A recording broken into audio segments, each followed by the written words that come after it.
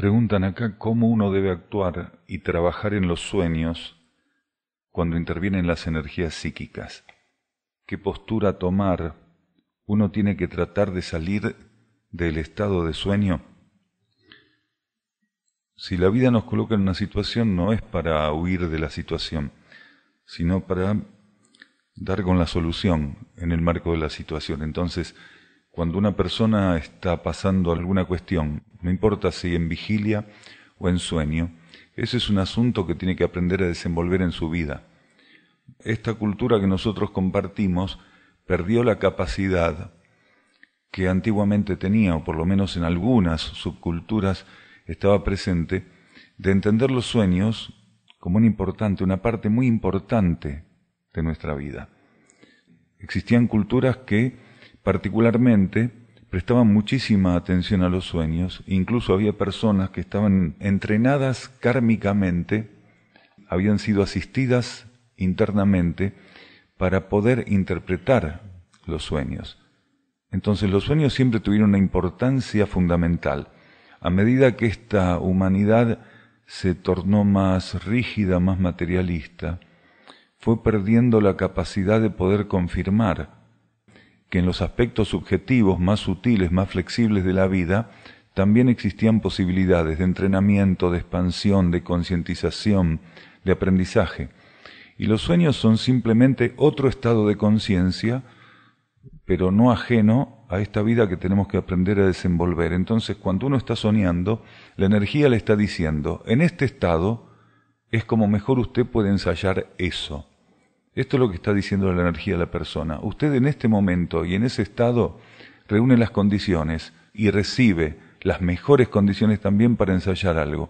Entonces, cuando uno está en un sueño pasando por una situación, no tiene que intentar despertarse si no le gusta el sueño, sino que tiene que intentar desenvolver la situación con el mayor equilibrio posible, con la mayor armonía posible, con el mayor discernimiento, con entrega. No existe nada de lo que intentamos en la vida de vigilia que no sea aplicable a una vivencia onírica, nada. Si un ser está pasando por una etapa donde en su vida intenta ser lúcido, estar entregado, tener equilibrio, armonía, síntesis, persistencia, fidelidad, vivir en la fe, todo eso que él en estado de vigilia intentaría, todo eso tiene que intentarlo en estado de sueño. El alma y la conciencia interna y las leyes del planeta saben por qué a un ser lo pone en una situación en vigilia o en sueño, porque tienen un conocimiento perfecto de aquello que necesitamos y cómo tenemos que ir transitándolo. Entonces no tenemos que tener preferencias o minimizar la importancia de los sueños pensando que uno, si no le gusta la interferencia psíquica en un sueño, en todo caso intenta despertarse. Porque esa es una actitud que también va a intentar desenvolver en vigilia cuando no esté en condiciones de darse cuenta que lo que tiene enfrente es lo que tiene que aprender a dar tratamiento y que si uno no está abierto a las soluciones en vigilia, tampoco va a estar abierto a las soluciones en sueño y viceversa. Entonces siempre tenemos que intentar estar abiertos para poder sintonizar internamente cuál es la situación, cuál es la solución y no importa si en vigilia o en sueño, la realidad es siempre una.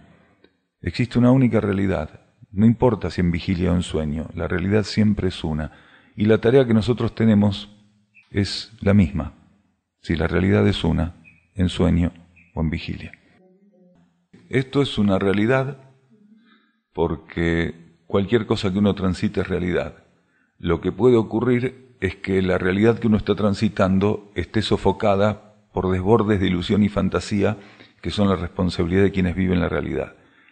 Los niveles internos de nuestra conciencia tienen acceso a determinados mecanismos. Esos mecanismos pueden ser y pueden también reflejarse como un manejo preciso de las energías de la ilusión. Nuestra mónada y nuestra alma tienen la capacidad de recrear ilusión en este plano. Todo lo que nosotros vivimos cuando encarnamos es una realidad, una ilusión real o una ilusión real o una real ilusión que está dosificada, controlada, gobernada por las leyes internas.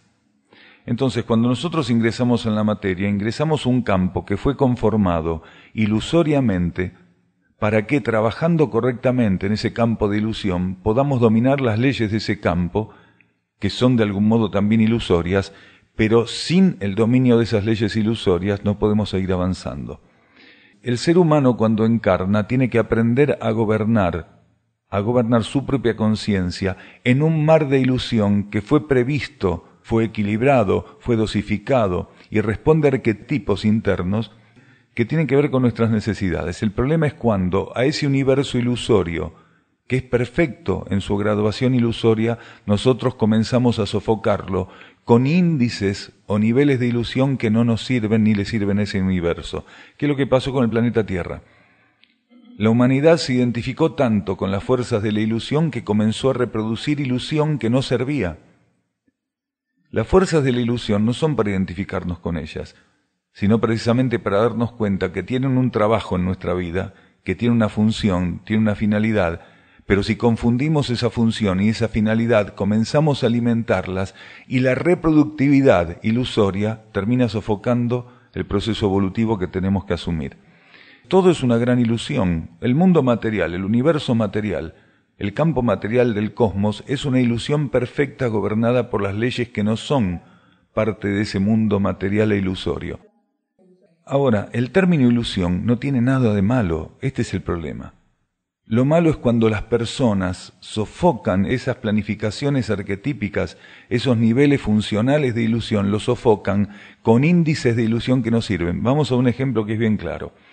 Una persona que atiende la vida, atiende necesidades de la vida, diariamente, momento a momento, tiene un mecanismo orgánico, biológico, propio de lo que está haciendo. Desarrolla ciertas funciones musculares, nerviosas, linfáticas, que tienen que ver con lo que tiene que ir atendiendo. Hay personas que no se contentan con eso y van a un gimnasio a sacar músculos. Una persona que atiende continuamente lo que la vida le pone y no empieza a buscar músculos que no necesita, ni en el volumen ni en el lugar que no necesita, va a tener la musculatura, va a tener la morfología, va a tener la biodinámica que necesita funcionalmente para atender la vida. Ahora hay personas que aparte de hacer eso, van y buscan sacar cantidades de músculos en lugares que no necesitan, en volúmenes que no necesitan, porque ellos tienen una ilusión respecto a lo que quieren ser y a cómo quieren ser vistos y cómo buscan reflejar su imagen en el espejo. Eso es lo que la humanidad hizo en sentido general con esta cultura planetaria. Fue al gimnasio de la ilusión, desarrolló una cantidad de ilusión que no necesitaba y quedó sofocada.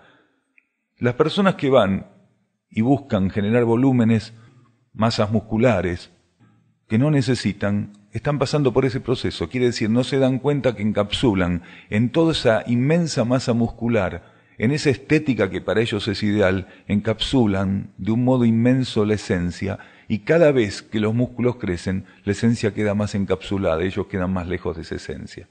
Esto hizo la humanidad agigantando la masa muscular ilusoria. Generó una cantidad de ilusión que no sirve y que la alejó de la esencia. Si un ser aprende a darse cuenta para qué sirven los músculos, se va a dar cuenta que es para atender la vida biomecánicamente en base a las necesidades. Entonces, va a existir, obviamente, personas que si hacen trabajos de campo, donde necesitan mucha fortaleza y mucha fuerza, van a desenvolver músculos, van a tener una elongación, van a tener una fuerza en los tendones, incluso en el sistema nervioso y linfático, totalmente diferente a aquel que por algún motivo tiene que estar 10 o 12 horas sentado en un escritorio, o simplemente su tarea o su función es un trabajo físico, biomecánico, de poca acumulación de resistencias y energías, de generación de resistencias y energías. Entonces cada persona tendría la masa muscular y las condiciones necesarias a eso, y todavía más, tendría las condiciones psíquicas acorde al trabajo que tiene que hacer, porque la vida no se equivoca. El problema es cuando innecesariamente nosotros buscamos desenvolver, desarrollar o poseer o satisfacer lo que queremos en términos de posesión o deseo. Ahí tenemos un problema. La ilusión en sí misma es perfecta. El alma oferta ilusión, nosotros tenemos que aprender a trabajar con esa ilusión, gobernar las leyes de la materia, que es gobernar los niveles de ilusión que el alma nos coloca. Cuando llegamos a ese gobierno, podemos decir que cierta etapa del dominio de las leyes materiales está consumado y gradualmente la energía nos va permitiendo, mediante un proceso de ascesis, un proceso que es iniciático y que es internamente iniciático, nos va colocando en otros niveles de la vida cósmica para superar también otros niveles de ilusión, que son más sintéticos y que corresponden a leyes más elevadas. Recién cuando la conciencia sale de su proceso evolutivo en el plano físico-cósmico, cuando supera evolutivamente lo que se denomina o se conoce como nivel divino o plano divino, bueno, a partir de ahí queda como eximida de trabajar con esa ilusión para superarla. A partir de ahí trabaja para fortalecer o asistir el trabajo de otras partículas que a su vez tienen que hacer todo aquello que ella ya trascendió. En algunos casos sí,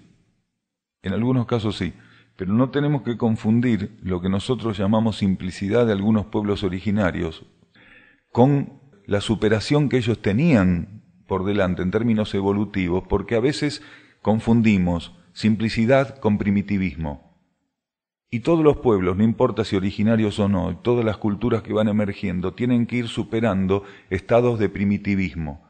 A veces confundimos primitivismo con simplicidad. La simplicidad es la condición que en cualquiera de las etapas el ser tiene que tener para no ahogarse con elementos superfluos en su proceso evolutivo. Entonces, en todos los marcos culturales, de Oriente, de Occidente, del hemisferio norte, del hemisferio sur, el hombre, no importa en qué tiempos, en qué edades, siempre estuvo puesto a prueba para superar los estados de primitivismo, para pasar a otros estados de conciencia y al mismo tiempo vivir ese tránsito sin llegar a estar ahogado por la superficialidad. Aquí en América, cuando llegaron los españoles, estaban en guerra civil muchos de los pueblos más avanzados, lo que estaba mostrando que cierto estado de primitivismo no había sido superado y que la armonía y el equilibrio tampoco estaba presente.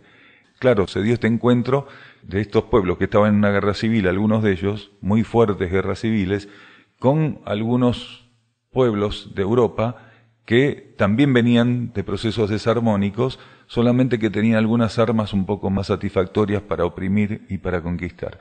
Entonces, siempre la prueba de superar el primitivismo y al mismo tiempo mantener la simplicidad y trabajar profundamente para retirar lo innecesario y lo superfluo estuvo presente, siempre.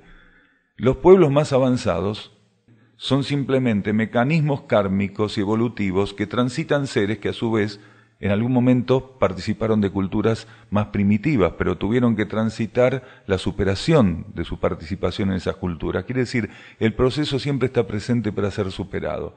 La ilusión siempre está presente, solo que en culturas más avanzadas es mucho más notorio este volumen superfluo de ilusión.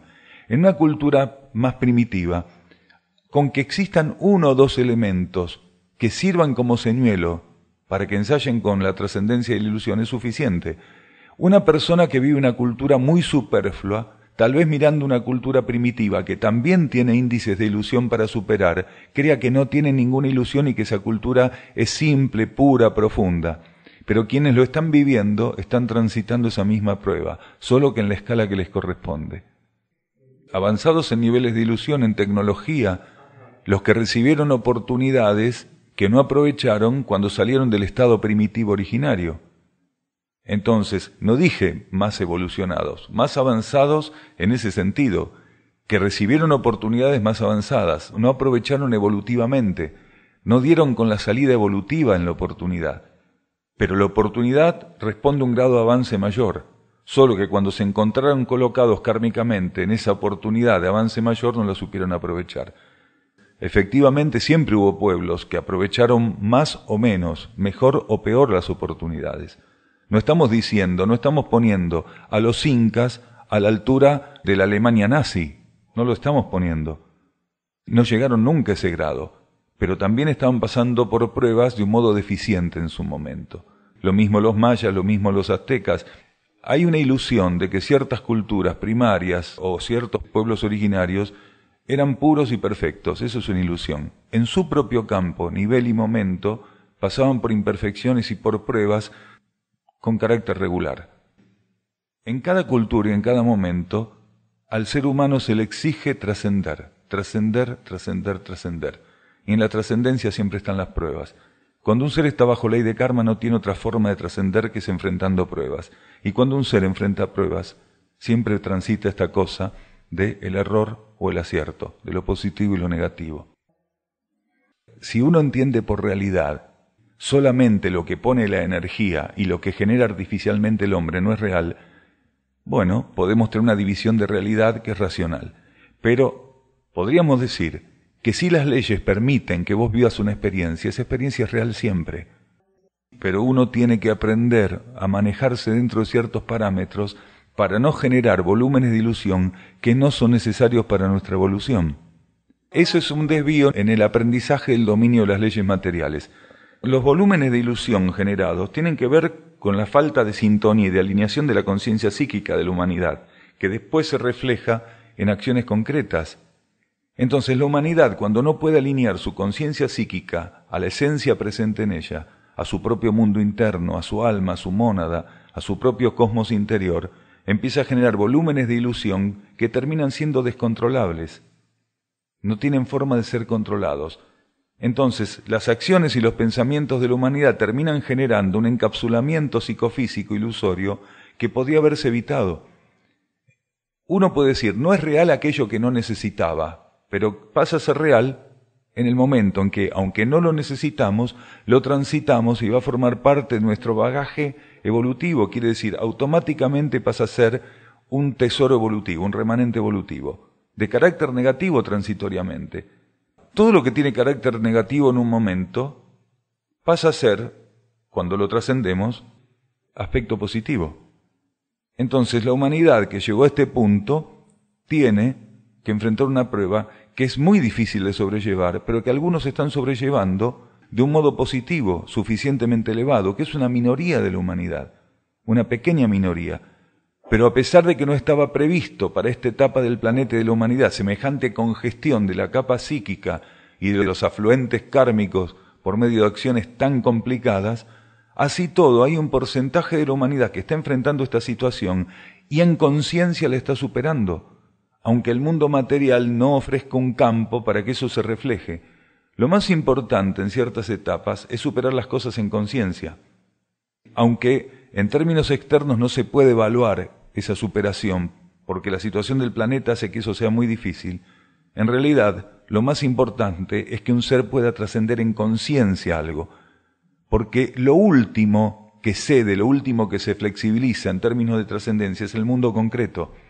Entonces un ser tiene que trascender subjetivamente las cosas.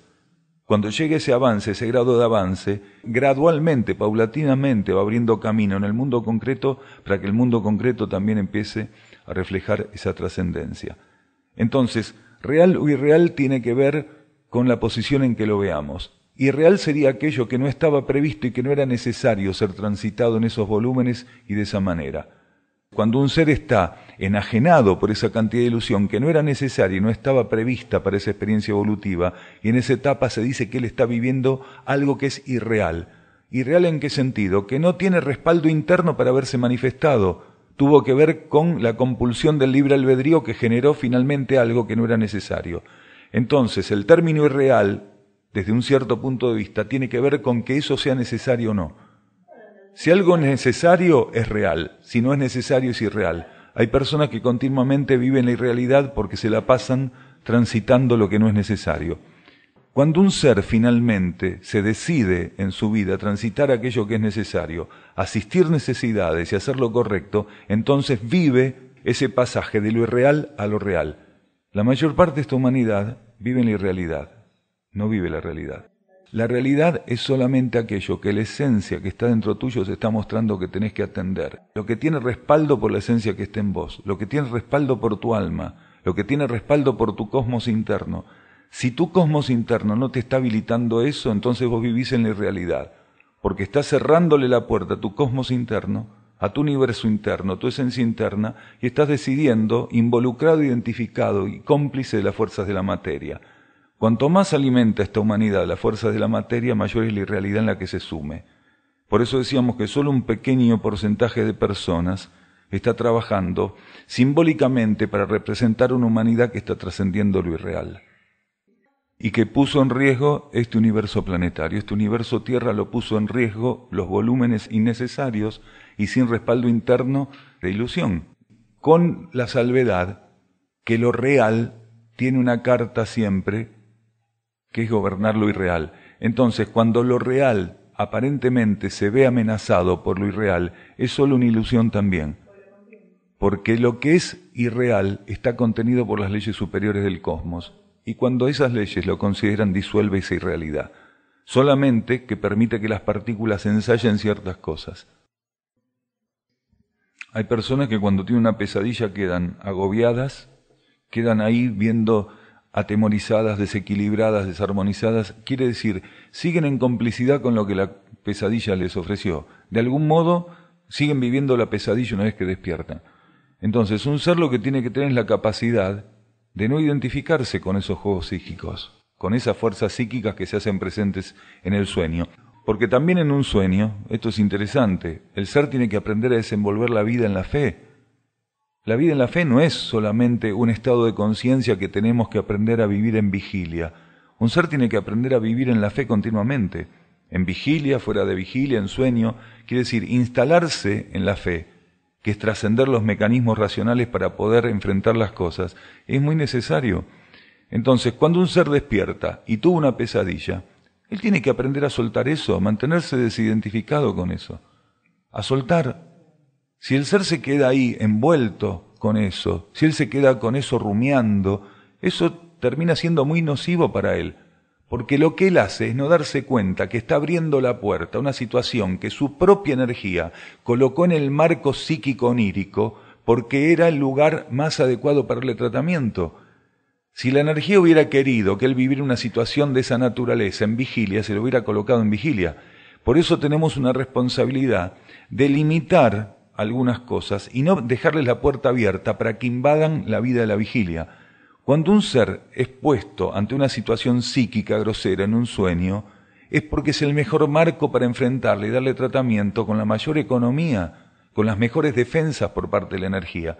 Si el ser se despierta y queda afectado por la pesadilla, automáticamente tiene que tener la claridad de desapegarse, de renunciar, de no quedar identificado con eso. Entonces cierra la puerta y la energía interna disuelve el resto.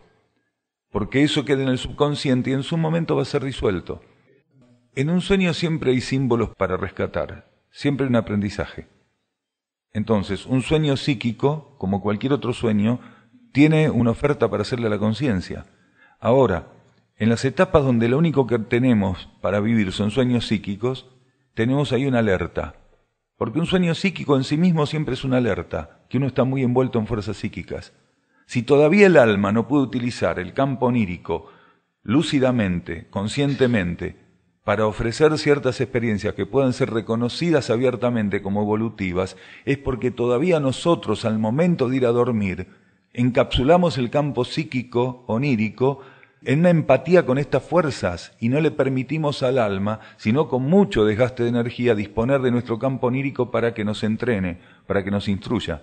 Entonces, de algún modo, es nuestra responsabilidad tener ese campo psíquico abierto para las energías internas, para las leyes internas. Si el ser está muy identificado con las fuerzas psíquicas continuamente, esto se hace muy difícil, porque el campo psíquico no se torna receptivo, se torna refractario de las leyes internas. Entonces termina abierto para aquello con lo cual empatiza, y ahí se forman las pesadillas. Una pesadilla puede tener componentes internos en la misma medida que gradualmente nosotros nos vamos abriendo a la vida interna. Finalmente, el campo onírico, las experiencias oníricas pueden tener una disponibilidad mayor para la vida interna del individuo, quiere decir como herramienta del alma, y prácticamente no representar nada para las fuerzas psíquicas porque la vibración en ese sentido cambió. Nosotros ofrecemos cuando vamos a dormir las condiciones posibles de los sueños o las pesadillas, porque nuestra actitud durante el día genera una empatía en ese sentido. Nuestra actitud al momento de dormir, nuestra actitud durante el día, con qué cosas estamos más identificados, a qué cosas le cerramos la puerta, a qué otras se las abrimos. No es nada extraño que una persona que le abre la puerta continuamente a cierto tipo de energías en el tratamiento de la vida después tenga determinado tipo de experiencias oníricas. solo aparentemente intrascendentes, porque en realidad los sueños tienen muchos niveles de lectura. Entonces, para una parte de la conciencia puede ser intrascendente lo que está soñando, no tener ningún sentido para una parte de la conciencia. Pero en realidad el alma carga con símbolos que van a operar en el subconsciente. Entonces, para el consciente el sueño es una cosa irrelevante. Mirá lo que soñé, no tiene sentido. Sin embargo, está cargado energéticamente con símbolos el sueño que a nivel subconsciente operan profundamente. Es lo mismo. Uno cuando está durmiendo tiene que echar mano de lo que aprendió en vigilia. Y cuando está en vigilia tiene la oportunidad de echar mano de lo que aprendió durmiendo. Porque la vida es una, la conciencia es una, no es irrealidad el sueño y realidad la vigilia. Esto tiene que ver con la rigidez de esta cultura que conformamos. Uno tiene que aprender a poner en funcionamiento todo lo que la energía de instrucción puso a su disposición, no importa el medio, porque la energía, nuestra propia vida interna, la esencia que está en nosotros, tiene una inteligencia absoluta. Cuando nos coloca un aprendizaje en vigilia, es porque es el mejor modo, la mejor manera, la más económica, la más efectiva. Y cuando nos coloca en un sueño, un aprendizaje, o nos pone a prueba en un sueño, es porque también es el mejor campo de energía donde podemos aprovechar la oportunidad de ese aprendizaje. El alma no tiene una preferencia por ponernos particularmente un aprendizaje en vigilia o en sueño. Lo que el alma tiene es la capacidad de percibir cuál de los campos de conciencia, de los estados de conciencia, son más sintéticos, económicos y efectivos al momento de colocarnos un aprendizaje. Entonces, precisamente, este estado que llamamos de sueño o onírico fue arquetípicamente previsto para cumplir esta función, sobre todo en una humanidad que cuando está en vigilia suele ser poco flexible y suele ser muy refractaria. El estado de sueño, el estado material de los sueños, el estado de la energía en sueños es muy flexible, muy plástico, mientras que el de vigilia es más rígido. Precisamente porque la vida sabe que vos en ese estado tenés un determinado grado de control. Es como decir, uno sabe que si está caminando por acá, por el jardín, tiene un grado de control sobre su cuerpo diferente a que se pone un traje de buzo de esos que son pesados, que uno va al fondo, está despierto, está caminando, pero lo que es caminar en el fondo del mar no es lo mismo que caminar en un jardín. La experiencia necesita otro tipo de condiciones, ofrece otras cosas, pero estás caminando, es lo mismo, no es ni mejor ni peor. Aquello que uno enfrenta en sueños y cómo lo enfrenta va a requerir de él todo lo necesario como si lo estuviera enfrentando en vigilia.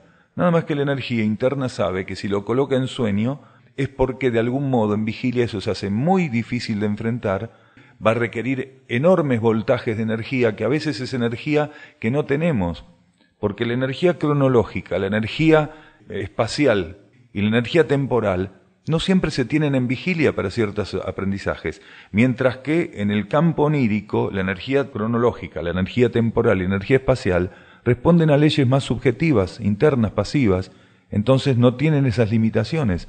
Hay sueños que necesitan de grandes movimientos que en vigilia tendríamos que representarlos en años, en meses o en kilómetros, o en grandes volúmenes de energía monetaria que no tenemos para hacer ciertas experiencias, mientras que en un sueño el alma nos pone 1.000.000 de pesos en el bolsillo y nos dice, bueno, a ver, ¿cómo enfrenta esta experiencia usted? Mientras que para ponerte 1.000.000 de pesos en el bolsillo, en el estado de vigilia tiene que movilizar un montón de fuerzas de la materia que son las que intentan que 1.000.000 de pesos siempre esté en el bolsillo de los mismos. No tiene una sola explicación el déjà vu, sino varias. Existe, cuando nosotros venimos a la materia, una planificación interior. El alma le presenta al ego, que al estar liberado de los cuerpos de la personalidad está más abierto, flexible, la planificación interna. Cuando el ego ingresa a la materia, y ya tiene que cargar con un cuerpo mental, con un cuerpo emocional, con un cuerpo físico, empieza a transitar situaciones que tienen que ver con aquella planificación interna. Muchas veces el alma le permite reconocer en esas situaciones aspectos, símbolos de aquella planificación. Eso es uno de los significados del déjà vu. La persona dice, esto yo ya lo viví. Sí, lo vivió sintéticamente cuando el alma se lo presentó en los niveles internos.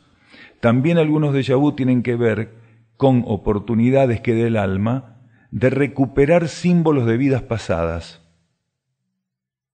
Y también los déjà vu tienen un sentido que es la intuición de que aquello que está pasando en ese momento va a requerir de él muchísima atención, porque esta capacidad de percibir la situación como conocida en realidad es una señal para que él esté atento a lo que está ocurriendo en ese momento de su vida.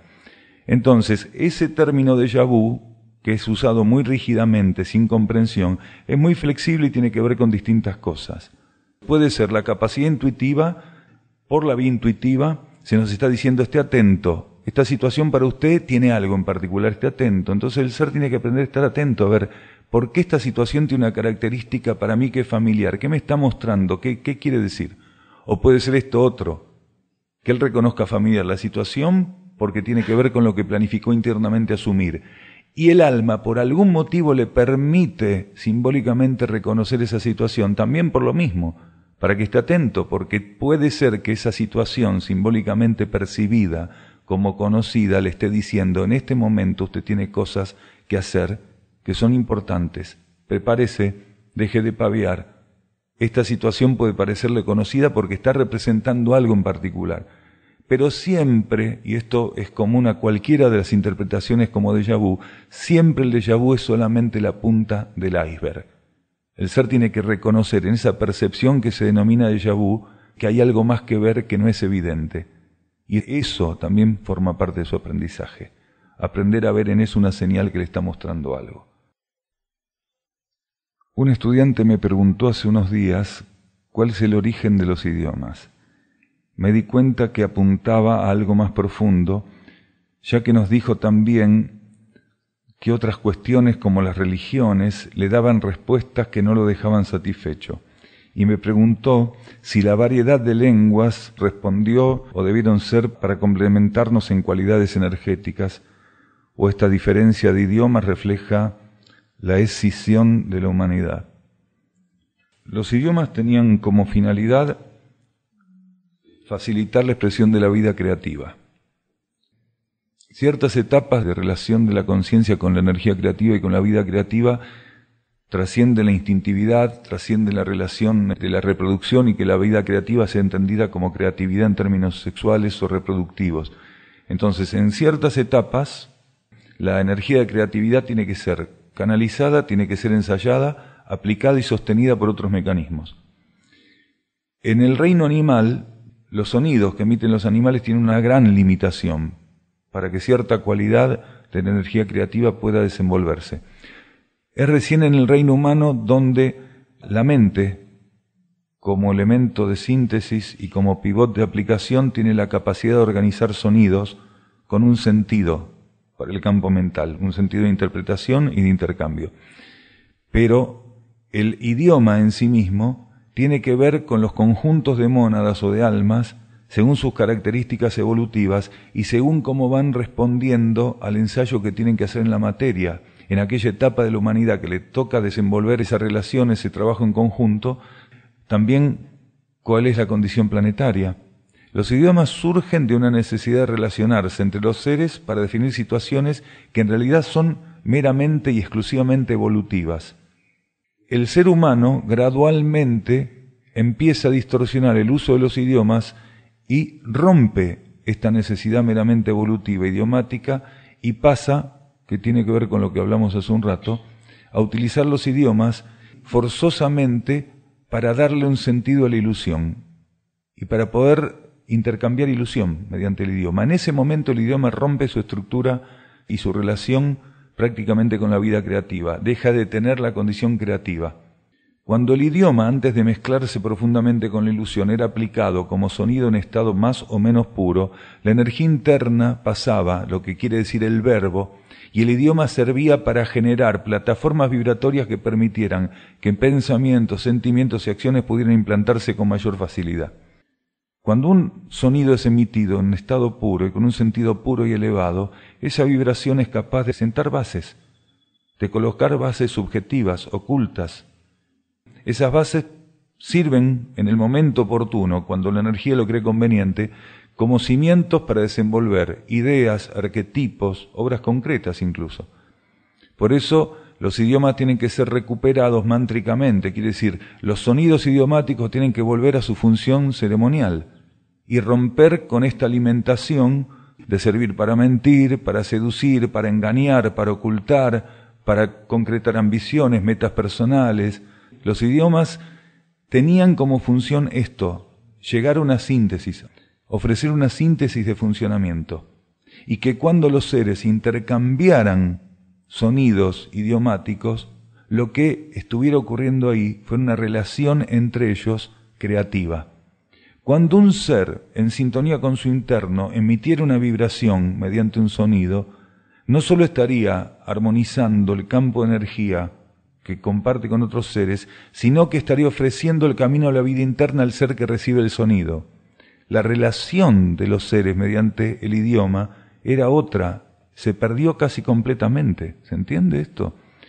Entonces las palabras comenzaron a perder su sentido, porque al comenzar el ser humano a mentir con las palabras, a buscar seducir, a buscar tener logros que no eran necesarios, conseguir lo que no necesitaban, trazar ardides, engañar, distorsionar, ocultar, confundir, entonces la palabra perdió esa condición creativa. Simplemente pasó a ser una vibración del fuego fricativo, las cuerdas vocales friccionando, la conciencia identificando sonidos para operar en horizontal, pero con la vida interna ausente en ellos. El centro laringio de la humanidad no tuvo el desenvolvimiento que tenía que tener, quedó en un estado muy primitivo, precisamente por el uso de la palabra inadecuadamente. Por eso decíamos la vida creativa. Nosotros acá en este plano podemos entender como el mayor y más simbólico ofrecimiento de la vida creativa el silencio. Aprender a conocer, a vivir el silencio y aplicar en silencio.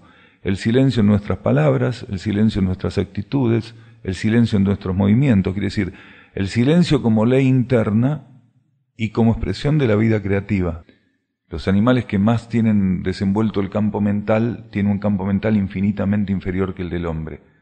Lo que tienen las ballenas es un funcionamiento mental diferente y en su propio nivel sumamente efectivo y profundo.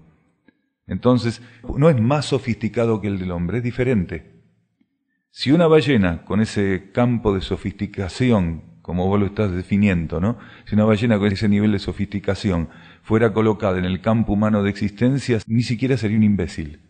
Mucho menos que un imbécil sería, porque no está preparada evolutivamente, o sea, no es más sofisticado, es diferente. Y lo que sí tienen las ballenas, que en ese campo, en ese terreno, sí superan a la humanidad, como otros animales, es que no viven con desvío la aplicación de su energía mental.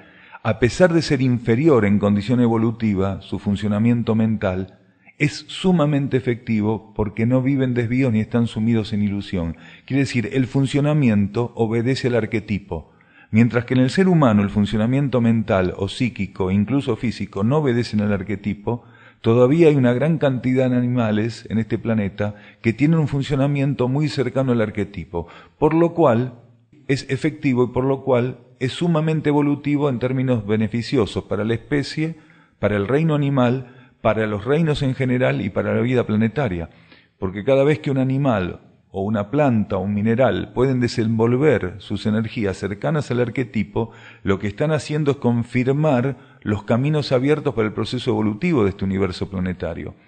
Entonces, cuando las ballenas, los delfines y otros animales, marinos o no, desenvuelven sin impedimentos o con menores interferencias aquello que está a su alcance y que tenían que ensayar evolutivamente, es benéfico. Por eso, cuando se está cerca de esos animales, se siente una armonía, se siente un equilibrio particular. ¿Por qué? Porque no están interferidos ni desviados. Y cuando un elemento no está ni interferido ni desviado, automáticamente para las leyes de este planeta, ese elemento es armónico y equilibrado. Entonces no es extraño que estando en ciertas condiciones de proximidad con algunos animales, uno sienta eso precisamente. Sienta que uno está cerca de un núcleo o de un campo donde el equilibrio y la armonía se sienten, están ofrecidos, están actuantes. Entonces, ellos tienen un lenguaje sofisticado para los científicos de la Tierra, pero en realidad es muy simple. Que el ser humano terrestre, o los científicos, o la ciencia terrestre, quieran aprender el idioma de las ballenas, de los delfines, aprender a reproducirlos con sonidos electrónicos y llevarlos a una gran confusión, porque es lo que hacen los científicos. Los científicos intentan armar artificialmente sonidos para comunicarse con ballenas y delfines. Y dicen, no, responden bien, y no saben el daño que les generan en los campos vibratorios a esos delfines y esas ballenas, esos sonidos donde la vida, la energía creativa no está presente. Ni tampoco el ser humano tenía que comunicarse con el lenguaje animal con los animales, porque el ser humano tiene que ofrecerles el camino de la humanidad a los animales. Pero como el ser humano no tomó el camino de la humanidad, entonces tomó el camino de la animalidad y quiere comunicarse con los animales con el lenguaje de los animales, en vez de ofrecerle a los animales el conocimiento de la propia esencia humana interna, que es profunda y que está encapsulada y prácticamente pasó desapercibida y que no tiene forma de fluir. Entonces, todo acá está muy trastocado. Ellos tienen un problema. Existe una inmensa cantidad de animales que hacen lo mismo, solamente que los científicos no entendieron ni percibieron el mecanismo. Las ballenas lo hacen evidentemente. Hay una cantidad de especies animales que lo hacen de un modo absolutamente oculto y que pasa desapercibido para una ciencia que no es intuitiva.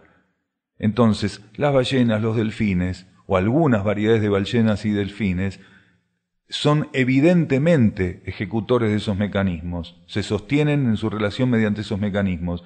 En el reino de los pájaros existe una gran cantidad de energías de comunicación simbólicas mediante sonidos, colores, incluso las formas de pararse en las ramas, que los científicos no le dan mucho sentido a eso, la forma de volar, la forma de permanecer en el piso, cómo se desplazan, la cantidad de saltos y las interrupciones de los saltos.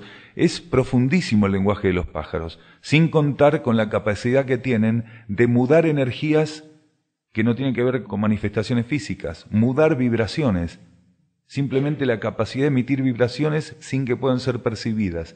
Entonces, la ciencia que compone nuestra humanidad es una ciencia muy pobre, solamente ve lo evidente.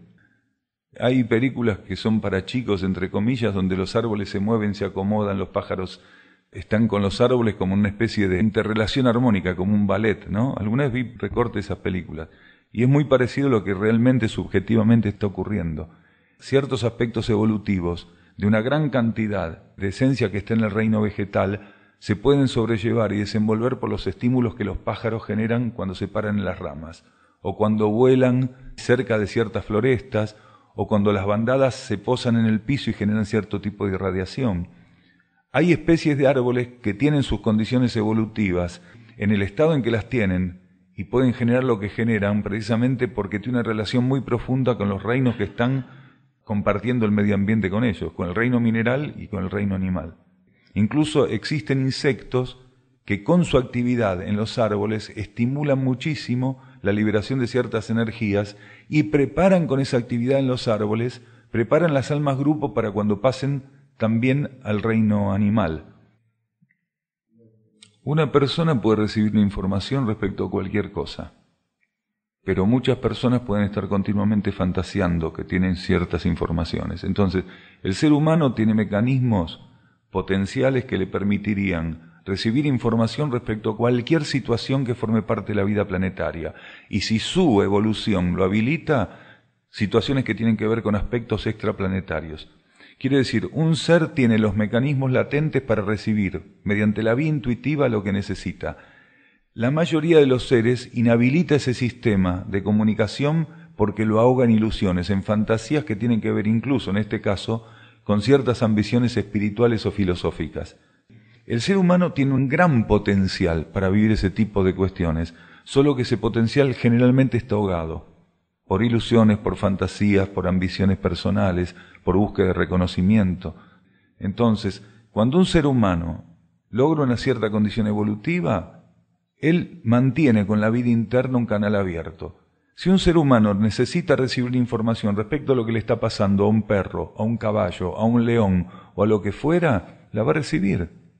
Del mismo modo que puede recibir información intuitiva respecto a cualquier situación que tenga que ver con su relacionamiento con la humanidad o con alguna persona que conforme su humanidad. El canal intuitivo es una herramienta que está esperando todavía poder funcionar de un modo más amplio y estable en la humanidad. Quiere decir, el potencial para recibir información que no sea racional está en los seres humanos latente. No está puesto en funcionamiento precisamente por este compromiso del ser humano con la fuerza de la ilusión. El campo mental tiene que predisponerse a la elevación para después poder trabajar con la palabra de un modo elevado. La palabra no puede ser una herramienta elevada si el campo mental está identificado con las fuerzas de conflicto, con las fuerzas psíquicas. Porque el campo mental opera los códigos en una conformación subjetiva de palabras continuamente. Por eso se dice que una de las formas de predisponer el campo mental a la elevación es iniciar el control de la palabra. Cuando el ser empieza a controlar la palabra, empieza a erradicar la compulsividad por hablar, y sobre todo por hablar sin sentido, o hablar cosas que pueden tener sentido pero que no son necesarias. Porque acá está el problema. Una cosa puede tener una hilación muy particular, una frase puede estar muy bien hilvanada, un concepto puede ser entretenido, hasta agradable, pero ser absolutamente innecesario. Y continuamente en este planeta nos encontramos con personas que pueden estar viviendo eso y complicar a otros a través de ese mecanismo, hablando de lo que no hace falta hablar, del modo en que no hace falta ser hablado, o colocándole una intención que no sirve. Entonces, el control de la palabra es fundamental para empezar a elevar el campo mental.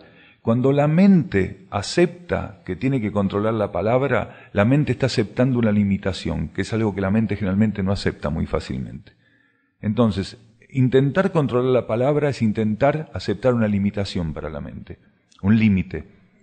A partir de ese momento, entonces la mente empieza a ser un campo que puede llegar a estar más estimulado. Cuanto más se sostiene el control de la palabra, el desborde de pensamientos, la compulsividad mental empieza a mermar. Porque una de las cosas que influye más en la compulsividad, en el desborde mental, es la falta de control de la palabra. Es como una ventana abierta a la compulsividad, la emisión de palabras sin control. La persona que no puede controlarse hablando no puede parar de pensar lo que no necesita, porque al hablar continuamente de lo que no hace falta, la palabra ahí lo que está mostrando es su compulsividad para pensar en lo que no hace falta pensar. Y cuando la mente se ocupa de pensar del modo en que no es necesario pensarlo, o en los momentos en que esa actividad tendría que estar reducida y está desbordada, la mente empieza a intoxicarse. No fluye la energía y la mente se intoxica. Del mismo modo que cuando no existe oxígeno en la sangre, el cerebro vive cianosis y algunas células cerebrales se pueden necrosar o el cerebro incluso morir, la mente se intoxica cuando no tiene control de la palabra y cuando los pensamientos, de un modo compulsivo, no dejan que el oxígeno de la vida interna esté presente en ellos. Ese oxígeno tiene que entenderse como espacios cada vez más regulares y generosos de silencio entre pensamiento y pensamiento. El silencio, que es la energía interior, cuando se hace presente entre los pensamientos, es como el oxígeno en la sangre para el cerebro. La mente encarna en el cerebro del mismo modo que el cuerpo emocional encarna en el centro cardíaco del ser. Entonces, un ser puede estar intoxicado mentalmente si no permite la oxigenación que la energía interna tiene que ofrecer a su campo mental. Incluso personas que están en el camino interno, o que creen estar en el camino interno, o que intentan estar en el camino interno, tienen una falta de control de la palabra, una compulsividad por hablar, que hace que en el momento que tengan que usar realmente el campo mental, no tengan discernimiento, o que simplemente el funcionamiento sea como un arma que tiene balas de salva, no cumple con su función. Una herramienta que tiene balas de salva no cumple con su función. Una mente que tiene pensamientos que no responden a las necesidades internas y que no reciben asistencia interna porque no son reflejo de la actividad interior, son tóxicos. Y lo que hacen es generar de intoxicación el campo donde se liberan. Estimular la intoxicación, instalar la intoxicación, contaminar el campo donde se liberan. Por eso tenemos que tener mucha conciencia de que no se puede hablar por hablar en cualquier momento. No porque uno tiene ganas de hablar, eso no sirve. Si uno tiene ganas de hablar, lo primero que tiene que estar haciendo es morderse la lengua, porque hay algo que está fallando. Porque uno no tiene que hablar porque tiene ganas. La persona tiene que emitir sonidos bajo ley de necesidad. Y si no tiene nada que decir y no está respaldado internamente, entonces que se silencie. Porque cada vez que busque silencio va a estar abriendo camino, ese oxígeno que necesita el campo mental. Hay personas que dicen, no, pero lo que estoy hablando es inofensivo. Eso era en otra época. No hace falta tener un mal pensamiento y lo que uno esté diciendo sea evidentemente dañino para que sea tóxico. Hoy en día, en esta transición del planeta, cuando uno dice una cosa que no es necesaria, ya es tóxica. Es tóxico, le gusta o no es tóxico, porque este planeta está lleno de cosas que no son necesarias. Colocar una más es seguir colocándole toxicidad a la vida planetaria. Todos los que estamos presentes en este lugar, de alguna manera, estamos dando señales que estamos en búsqueda de otra cosa, que no estamos confirmando el sentido que tiene esta humanidad general. Entonces, el control de la palabra para nosotros tendría que ser fundamental. Si no hay ninguna asistencia interna para hablar, mejor callarse la boca. Es mucho más sano para este planeta. Todo estado de ánimo puede ser una herramienta interna, pero si a vos te gusta hacerte el gracioso porque necesitas conquistar gente, entonces mejor aprende a silenciarte. Porque hay gente que necesita hacerse el gracioso para sentirse querido, asistido, bienvenido, recibido, acogido. Si vos haces algo forzosamente, y sobre todo para tu propio beneficio, porque necesitas eso para ser reconocido y aceptado, entonces empezá a pensar que el que no se acepta sos vos. Y si no es así, es una herramienta interna posiblemente. Si vos sos muy asistido internamente, estimulado, para que por medio de un chiste o de una situación graciosa, romper rigideces o colocar cosas que sirvan al otro para tener un carácter reflexivo reflejado en esas cosas o encontrar un carácter reflexivo, está bueno. Ahora, lo importante es que vos aprendas a estar flexible y que no creas que tenés que ser siempre el payaso de la fiesta. Entonces, si vos entendiste eso, vas a dejar este margen de flexibilidad, que cuando la vida interna, tu propia alma, necesite utilizarte con esa condición que podés tener mucho más desenvuelta que otros posiblemente, porque si lo estás preguntando es por algo, entonces vos tenés que ser una herramienta flexible, a tal punto que tenés que estar desapegado de esa condición. Si estás desapegado de esa condición, entonces vas a ser libre en términos de poder ser una herramienta disponible para tu alma cuando lo necesite. No hay nada que no pueda ser utilizado por la energía, pero todo puede ser mal utilizado ante la energía también. Puede entenderse como que los seres que ya realizan internamente planificaciones de asistencia al plan evolutivo son seres rescatables.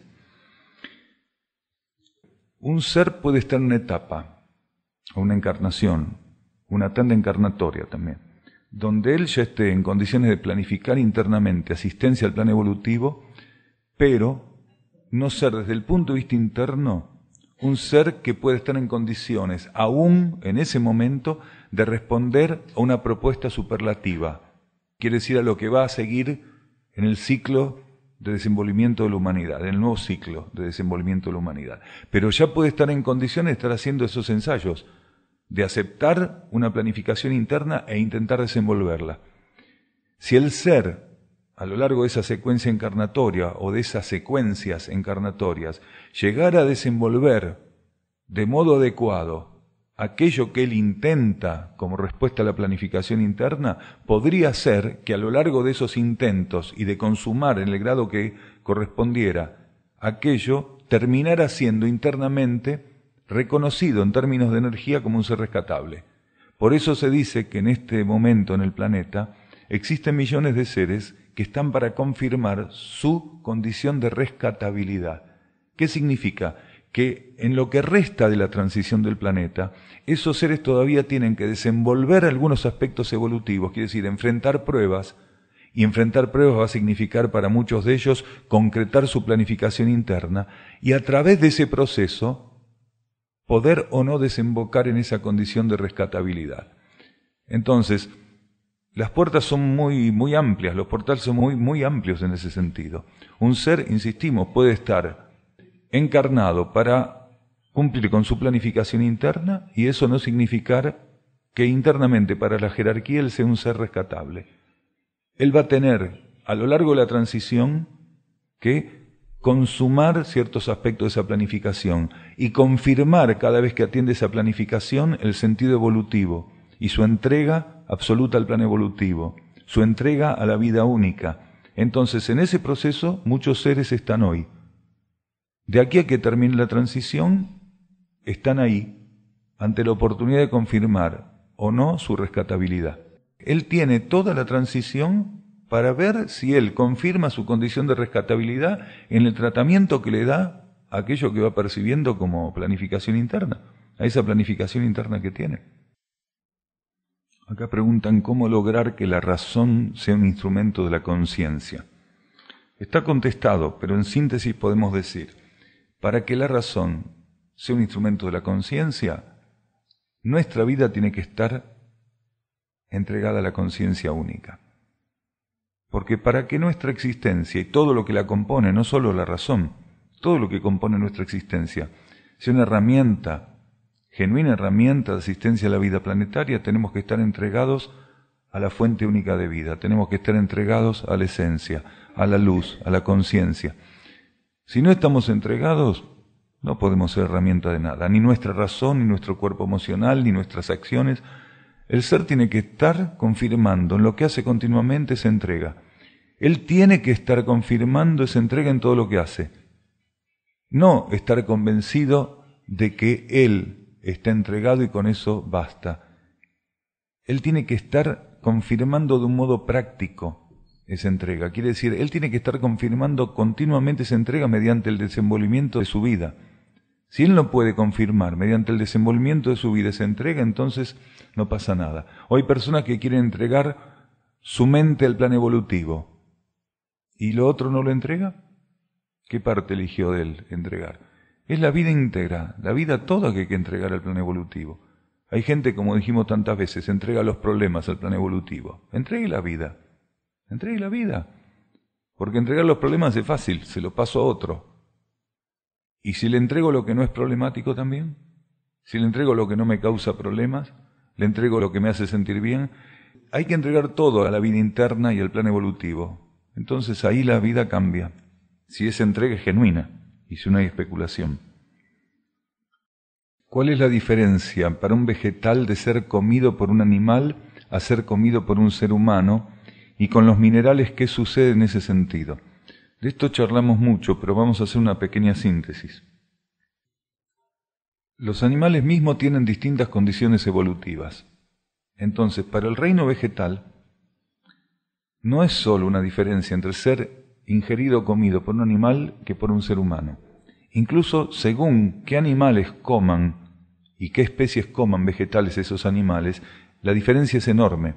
Los vegetales, cuando son ingeridos, viven en esa ingesta, en formar parte de la alimentación, viven un proceso de ampliación, de preparación vibratoria, porque están pasando por una de las secuencias más importantes que tiene un universo bajo ley de karma, que es precisamente la interrelación de reinos mediante la ingesta de alimentos. Quiere decir que los seres entiendan en la alimentación un servicio y una relación muy profunda entre energías.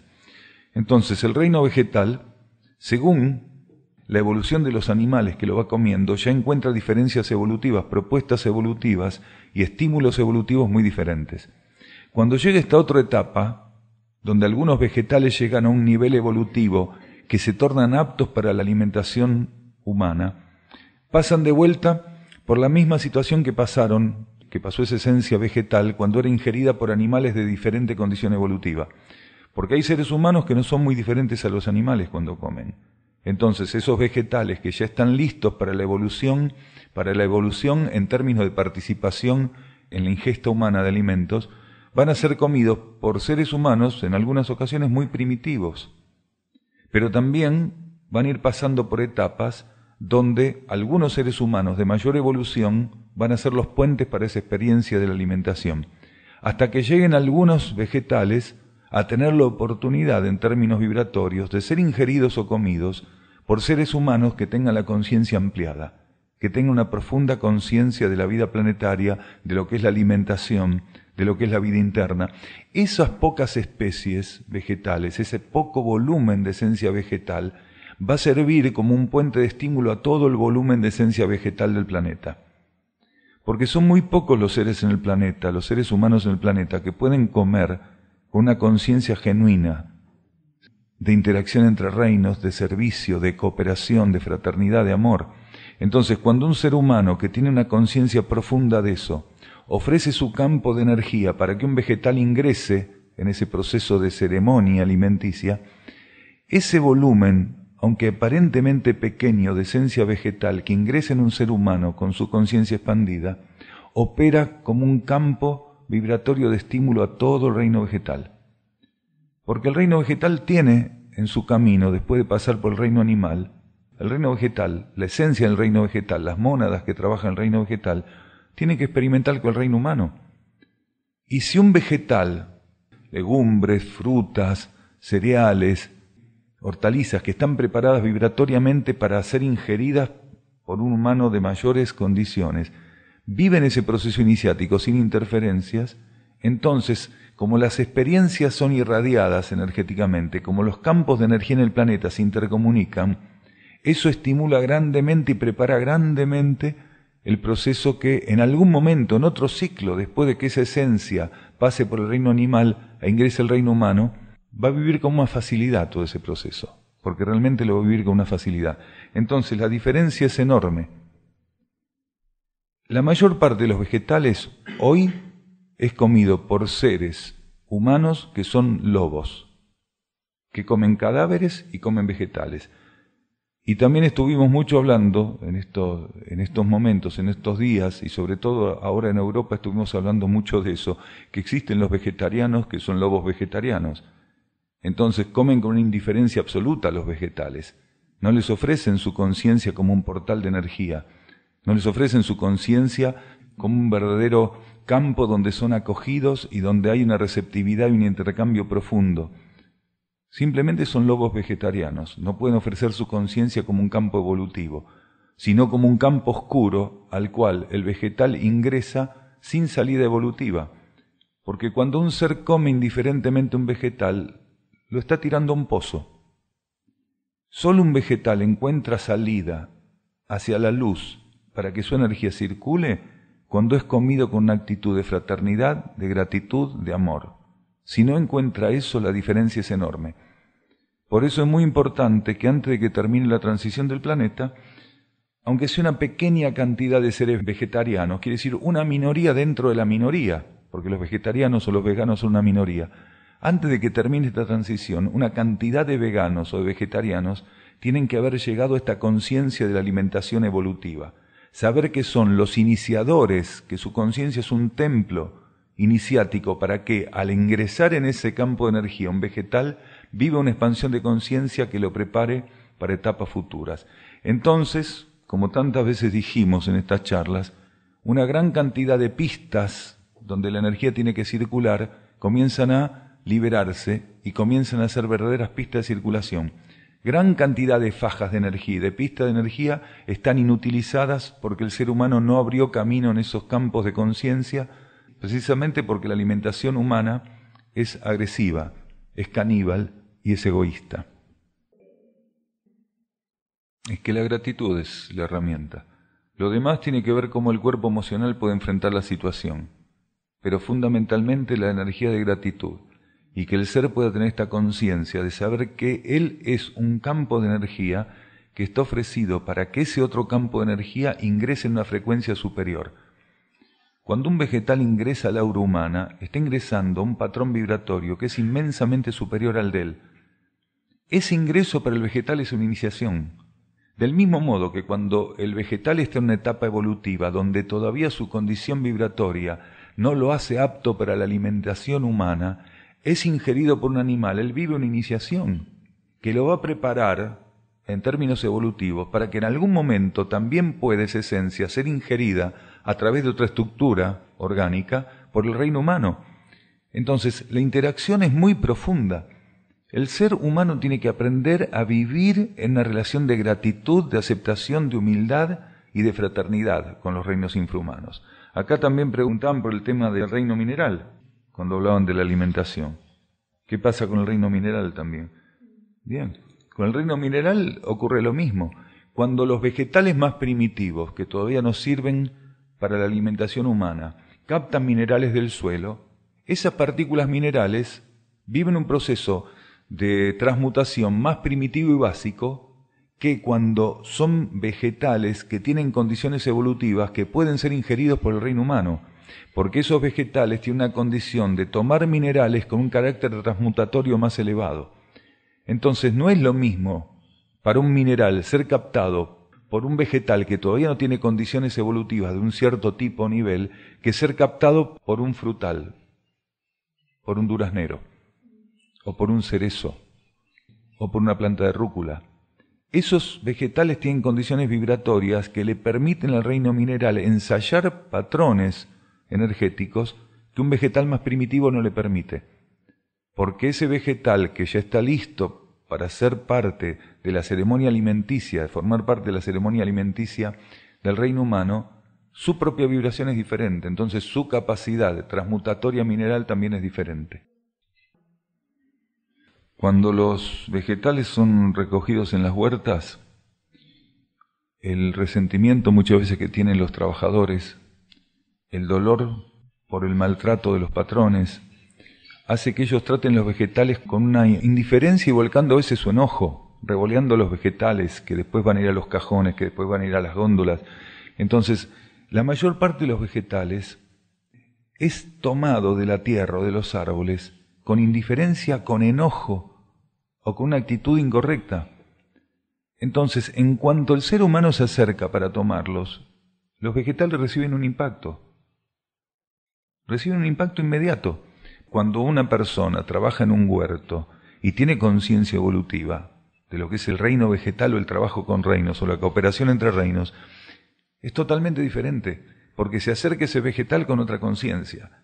Cuando él se está acercando, el aura de ese ser humano tiene una condición, una cualidad, que está adaptando al vegetal antes de que él lo toque. Metros antes ya está adaptando ese vegetal para aquella otra ceremonia, que es el acercamiento. Para el reino vegetal, el acercamiento a un ser humano con ciertas condiciones evolutivas es fundamental.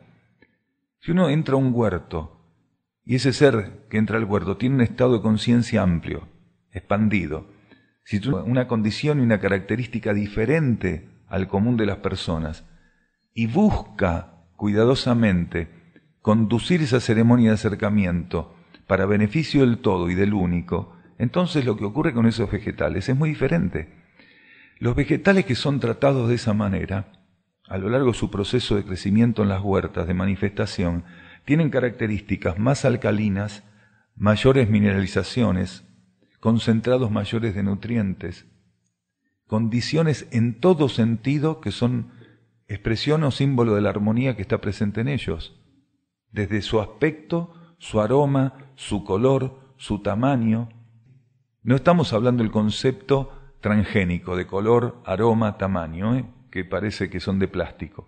Estamos hablando realmente de otra cosa. Entonces, esos vegetales reciben un estímulo muy diferente. No es muy diferente a un ser humano que es tratado en una mina como un esclavo. ¿Cómo está en la mina? Cuando va el capataz y le pega con un látigo y no le da prácticamente de comer o de tomar. Bueno, la condición que tiene un ser humano en esa situación no es muy diferente a la de los vegetales que reciben un trato indiferente y negativo. Es lo mismo, es exactamente igual, no tiene que ser diferente. Es exactamente igual que el trato o el intercambio es a través de las celdas etéricas que se abren en una infusión, a aquello otro que vamos a comer con toda la estructura orgánica del vegetal no hace la diferencia. En una infusión lo que está ocurriendo es que el vegetal no va a ser comido integralmente. Parte de su estructura se desecha y se toma solamente la esencia que libera el campo etérico cuando se abre en contacto con el agua caliente. Entonces el campo etérico abierto traspasa al espectro magnético del agua la condición sutil que se necesita y uno toma la infusión. Pero lo que uno está tomando y lo que está ocurriendo ahí es un intercambio con esencia vegetal. En el caso de comer una hoja de rúcula, es lo mismo, nada más que estamos ingiriendo también aquel otro aspecto más denso. Hay otra relación, pero la ceremonia es la misma y lo que está ocurriendo es liberación de esencia vegetal y esa liberación de esencia vegetal se está dando en el campo del aura humana. No debería haber ninguna diferencia en el trato. El trato tendría que ser el mismo. El procedimiento y lo que ocurre, el intercambio es diferente nada más. Cuando un ser entra en contacto con un vegetal que recibió un maltrato a través de toda la cadena de comercialización, el ser lo que tiene que hacer es rescatar la esencia vegetal de ahí. Entonces, él ponerle límite a eso. A partir de que el vegetal entre en contacto con él ofrecerle otra cosa a ese vegetal. El vegetal tiene tal amplitud, es el reino que más devoción tiene hacia lo alto, porque es el reino que más respondió a este proceso, que en cuanto entra en contacto con un campo de energía que le está ofreciendo lo superior, así esté desvitalizado, responde. Entonces uno puede tener una lechuga que pasó por todo ese maltrato, puede tener una rúcula, puede tener una naranja, puede tener una cereza, no sé, cualquier vegetal. Al momento en que uno le ofrece su conciencia de un modo diferente, para él es una vía de rescate, y la esencia vegetal es rescatada en ese momento. Podría no ser rescatada y que ese vegetal siga su rumbo hacia un lobo vegetariano, o peor, que siga su rumbo para ser comido y metido en un estómago donde va a estar revuelto con cadáveres. Que esto también es lo que más ocurre en este planeta, que los vegetales son comidos y tirados a los estómagos donde pedazos de cadáveres están siendo procesados. Eso es lo peor que le puede pasar al reino vegetal. No, eso no es así de rígido. Lo que nosotros dijimos es que la lechuga está en desactivación, que es ácido, es uno de los vegetales ácidos, que era uno de los vegetales más utilizados preponderantemente, sobre todo en ciertas regiones del planeta, para acompañar los cadáveres, junto con el ajo, la cebolla. Entonces, gradualmente, si un ser tiene necesidad de comer lechuga, tiene que compensar con vegetales alcalinos, porque si come exclusivamente lechuga, siempre come ensalada, la lechuga tiene esta condición ácida, y esa condición ácida era un aporte que hacía ella para diluir mejor el campo etérico de los cadáveres con lo cual era mezclada, al igual que el ajo, la cebolla, que tiene esa condición ácida, el tomate también tiene esa condición ácida. Precisamente forman parte de un grupo de vegetales que en realidad ofrecían una asistencia para diluir lo grosero de los cadáveres con los cuales eran mezclados en la alimentación. Eran vegetales que en ciertos momentos tuvieron mucho respaldo energético, tenían mucha fuerza, una condición de fluir muchísimo en los sembradíos, en los lugares donde se lo colocaba. Gradualmente esos vegetales están siendo desactivados, y esos vegetales, como hoy se los conoce, con esa condición ácida no van a existir en el nuevo ciclo planetario, porque se necesita otra condición. Ellos ya cumplieron su ciclo, pero esto no quiere decir que no se pueda comer lechuga. Hay varios acá que se estaban lamentando ya. Es que este tipo de información, si se la toma rígidamente, para algunos puede significar no comer más lechuga, y puede ser útil para ellos, y tal vez necesiten no comer más lechuga. Puede ser. No tiene la culpa, pero de todos modos, si la lechuga no fuera ingerida, al bajar su productividad, no habría ninguna pérdida tampoco.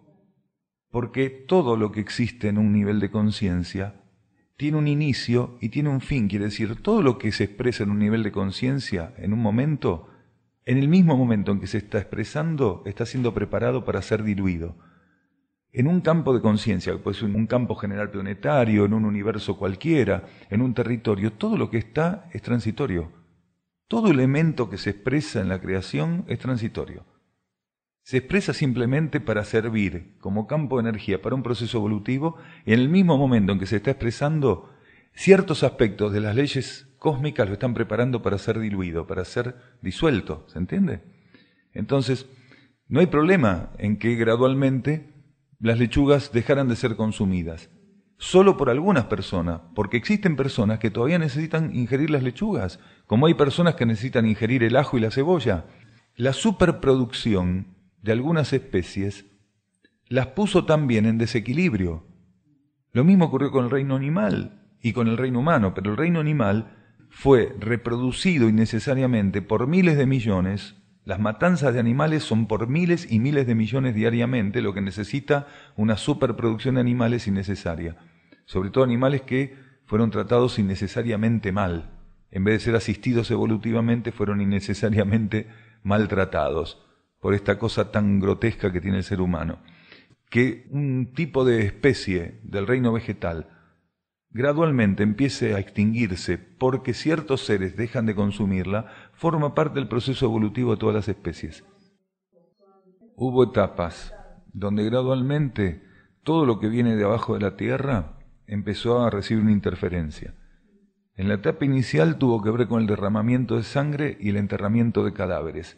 Eso hizo que el etérico de la capa superior de tierra del planeta, el etérico de esa capa superior de tierra fuera muy denso y muy tóxico, porque al enterrar los cadáveres y al derramar sangre humana continuamente y sangre animal, el campo etérico de la tierra, concretamente, de la superficie de la tierra, se tornó inestable, grosero y tóxico.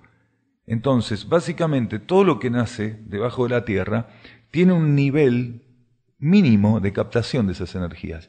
Si a esto le sumamos que ingresamos después en un ciclo donde seguimos enterrando cadáveres en el planeta y seguimos derramando sangre, pero a esto le sumamos los transgénicos y los agrotóxicos, cuando comemos la mayor parte de las cosas que vienen de abajo de la tierra, papas, batatas y otros elementos vegetales debajo de la tierra, tienen lo de la primera etapa y la mayoría ya lo de la segunda. Entonces, en la medida que se pueda hay que tratar de ver si uno es asistido internamente para reconocer en qué momento tiene que comer ciertas cosas o si ya no le corresponde, o si puede intuitivamente ser guiado para poder encontrar algunos alimentos que están eximidos de alguna de esas, sobre todo de la segunda etapa, porque la primera no está eximido nada, porque todo el planeta es un enterratorio de cadáveres, todo el planeta en mayor o menor intensidad ha sido regado con sangre animal y sangre humana desde hace decenas de miles de años. Entonces, de esa primera etapa nos zafamos, que tiene que ver con lo que necesite la persona. Porque en cada etapa de la temperatura están presentes o no algunas cosas. El agua tiene una capacidad magnética muy profunda. La temperatura en el agua está marcando también simbólicamente etapas de desmagnetización o magnetización del agua. Entonces, algunos aspectos del reino mineral se instalan en el campo magnético del agua a cierta temperatura más favorecidamente. Cuando el agua va perdiendo temperatura, una de las facilidades magnéticas que tiene es liberar elementos con la pérdida de temperatura. Por ejemplo, si una persona lo que necesita más puntualmente es la contraparte química de lo que sería la tinta madre del vegetal, más que de ciertos aspectos sutiles, entonces lo va a encontrar aunque el agua de la infusión pierda toda la temperatura o incluso, como ocurre con la preparación de tinturas madres, sea almacenado concentrado. Pero si lo que el ser necesita son los aspectos más sutiles de ese vegetal, aquellos que no pueden ser reconocidos por un análisis clínico, por un análisis de laboratorio, sino la condición más sutil, él tiene que intentar tomar la infusión lo más cercano al momento de preparación. Porque los aspectos más sutiles son los primeros en disolverse, y lo que va quedando como remanente en el campo magnético son los aspectos más groseros, y en el campo físico-químico la parte madre de la tintura, las partículas que conforman precisamente la contraparte material de la tintura. Entonces, según lo que un ser necesite, es como él tiene que ver la infusión.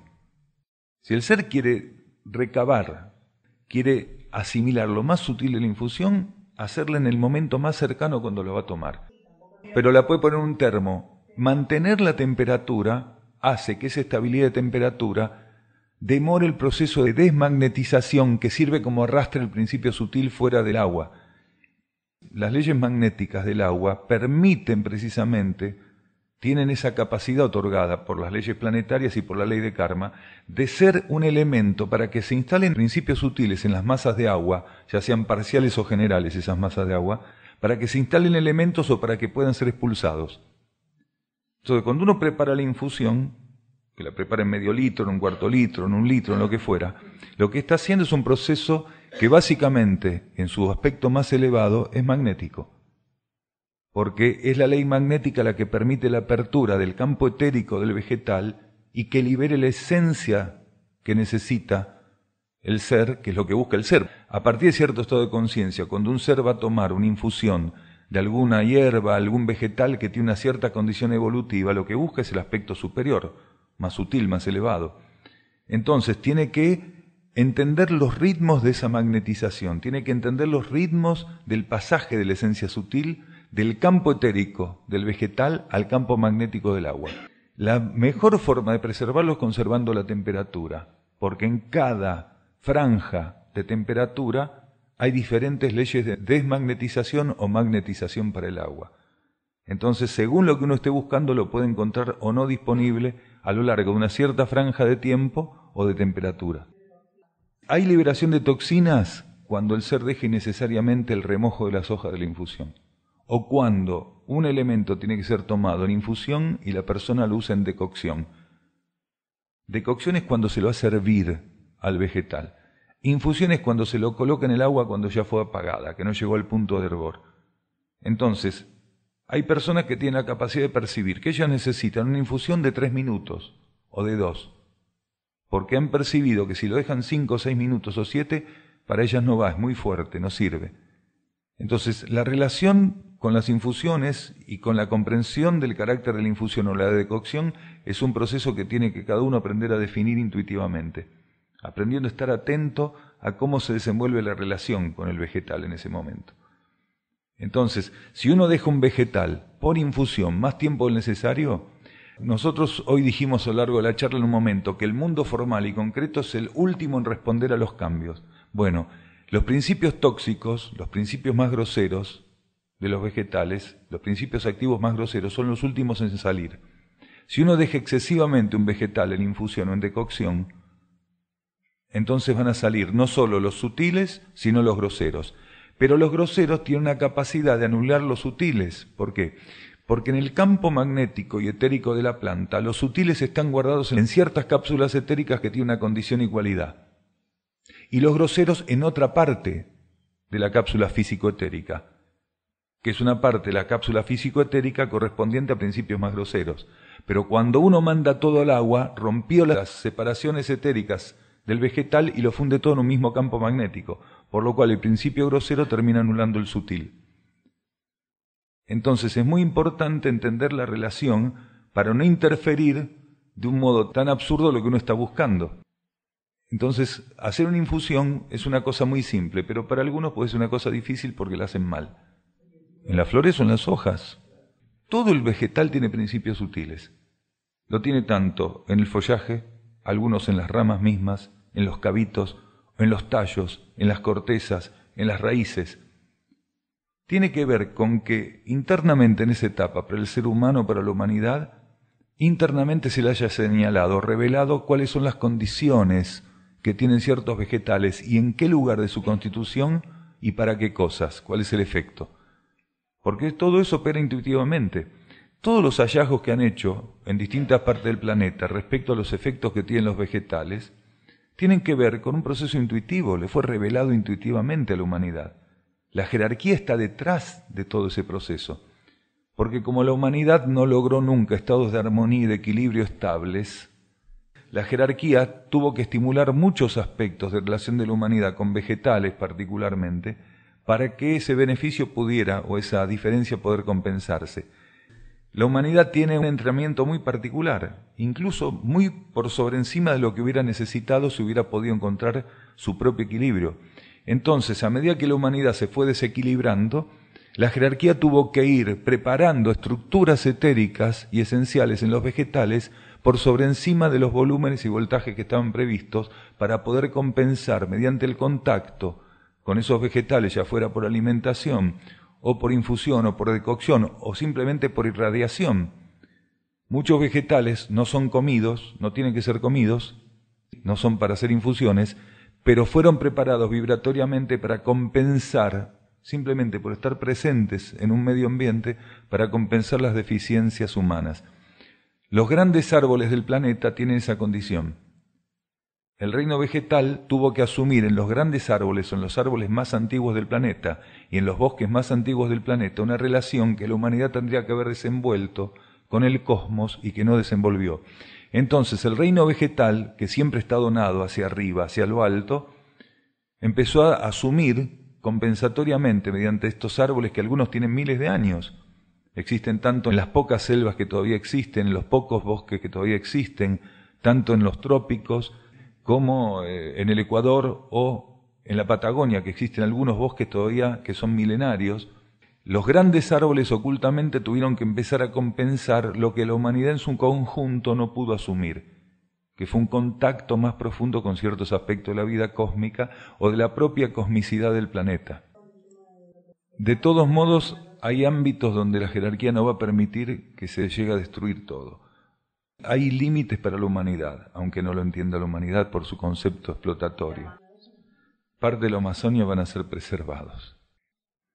Cada vez que un ser humano viva su vida del modo correcto y atienda necesidades, es un transmutador para toda la vida planetaria. Entonces es una herramienta de beneficio universal. No hace falta que ese ser se dedique exclusivamente a buscar un acercamiento con el reino vegetal o con el reino animal o con el reino mineral. Si internamente es asistido para eso y estimulado, que lo haga. Pero en cualquier lugar del planeta, no importa qué actividad desenvuelve una persona, si ese ser lo que hace, lo hace en asistencia a necesidades y del modo correcto, es un asistente de todos los reinos y de la vida planetaria en general. Por eso es tan importante entender que la tarea que un ser tiene no tiene que ver con las apariencias de lo que hace, sino con que lo que esté haciendo sea lo que internamente le corresponde hacer y que él en este plano lo haga del modo correcto y necesario.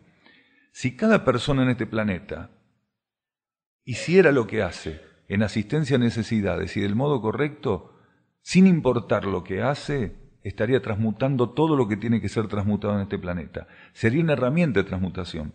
Porque este planeta, el déficit que tiene es ese, que las verdaderas necesidades no son asistidas y el tratamiento correcto de las necesidades tampoco es dado.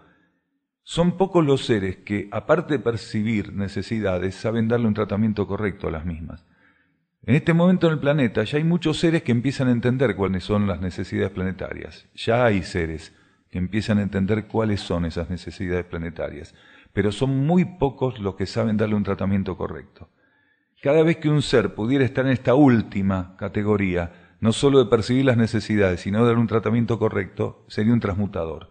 ¿Transmutador de qué? De una situación que es endémica en el planeta, que es crónica, que es que las necesidades no sean percibidas y cuando son percibidas no sean atendidas correctamente. Si lo necesita, un papel de equilibrio entre lo alcalino y lo ácido, porque la sangre tiene que tener un nivel de alcalinidad. Si uno lo único que come son elementos alcalinos, obliga continuamente al organismo a buscar una síntesis, un equilibrio entre alcalinidad y acidez. Si uno come solo elementos alcalinos, está obligando al organismo a tener que forzar un mecanismo que precisamente puede sintetizar mediante una ingesta adecuada de algunos alimentos que son o neutros o ácidos. El arroz integral, por ejemplo, es ligeramente ácido, según dónde se lo coseche. Esto es interesante porque ahora hay mucha interferencia. Según el tratamiento que se le da a los suelos, algunos vegetales que eran neutros pasan a ser ligeramente ácidos. Algunos que eran ligeramente ácidos ahora pasan a ser muy ácidos. El equilibrio entre alcalinidad y acidez siempre tiene que estar presente. Una persona tiene que tener en cuenta, en primer lugar, y como preponderante, una alimentación alcalina, pero tiene que consumir un porcentaje de ácidos para favorecer al cuerpo en esta cuestión de regular la alcalinidad que realmente necesita. El pH del agua tiene que ser 7 a 7,2. Si un ser toma agua con 9 de pH, se va a enfermar. Y uno dice, pero ¿no es mejor lo alcalino? Sí, pero si uno se toma a cada rato un vaso de bicarbonato de sodio, revienta. Se va a 14 de pH. Entonces, esto es lo que el ser humano todavía no logra, el equilibrio. En la alimentación también tiene que ensayarse el equilibrio. El ser humano tiene que dar una alimentación equilibrada donde el pH también se ha tenido en cuenta adecuadamente, donde la alcalinidad sea el rumbo que tenga que tomar y para favorecer una síntesis y una economía de energías, un porcentaje de los alimentos tiene que ser ácido. Es así de simple. Y cada uno tiene que aprender en cada etapa, en cada momento, cuáles son de esos alimentos, de esos pocos alimentos ácidos, los que va necesitando para compensar aquella mayoría de elementos alcalinos. Cuando el ser se abre y se flexibiliza en conciencia, todo esto se le simplifica mucho. Lo que tiene que hacer es dejar la rigidez de lado y aprender a estar abierto para que la energía le vaya mostrando todo. Si todo esto que estamos hablando, todo esto es simplemente un sentido de coherencia energético nada más. Puede ser que en otros lugares sea una incoherencia esto que decimos acá, de cabo a rabo, pero para algunas personas es simplemente un principio de coherencia energética. Y uno tiene que aprender a estar abierto para confirmar en sí mismo eso. una posibilidad de vivir una coherencia energética en lo que hace. Ligeramente alcalinas, algunas, dependiendo también cómo se ha tratado el suelo. Hoy en día esto tiene que ser entendido. Cuando los tratamientos de los suelos eran orgánicos y naturales, los vegetales tenían, más allá de pequeñas diferencias en sus cargas en términos de nutrientes, tenían una condición bastante homogénea. En este momento, según el tratamiento del suelo, según el clima y según otros aspectos más de la vida planetaria, uno puede tomar supuestamente una misma especie que vienen de regiones diferentes o con tratamientos diferentes en regiones cercanas a una misma región, tener diferentes nutrientes e incluso haber variado una con otra la alcalinidad. Los vegetales que son tratados orgánicamente, con profundo amor, respeto y esta búsqueda de cooperación entre reinos, son más alcalinos y los valores de nutrientes son mucho más elevados. Y hoy cada vez hay una dificultad mayor de mantener ese nivel que estamos diciendo de necesidad alcalina, porque muchos vegetales alcalinos, por el maltrato que se les está dando y la calidad pésima de los suelos cargados de agrotóxicos, perdieron su condición alcalina y hoy son ácidos, según de dónde provengan. Acá preguntan cómo reconocer cuándo un animal debe ser castrado. Eso tiene que ser una información interna. Existen animales que necesitan, para emprender etapas de mayor sintonía con el despertar del protonúcleo mental, necesitan ser castrados para poder quedar liberados de una cantidad de experiencias instintivas. Entonces, vivir con mayor calma ciertos aspectos que consumirían, de no ser castrados, esas energías instintivas. Pero otros animales no tienen que ser castrados porque se los estaría interfiriendo evolutivamente.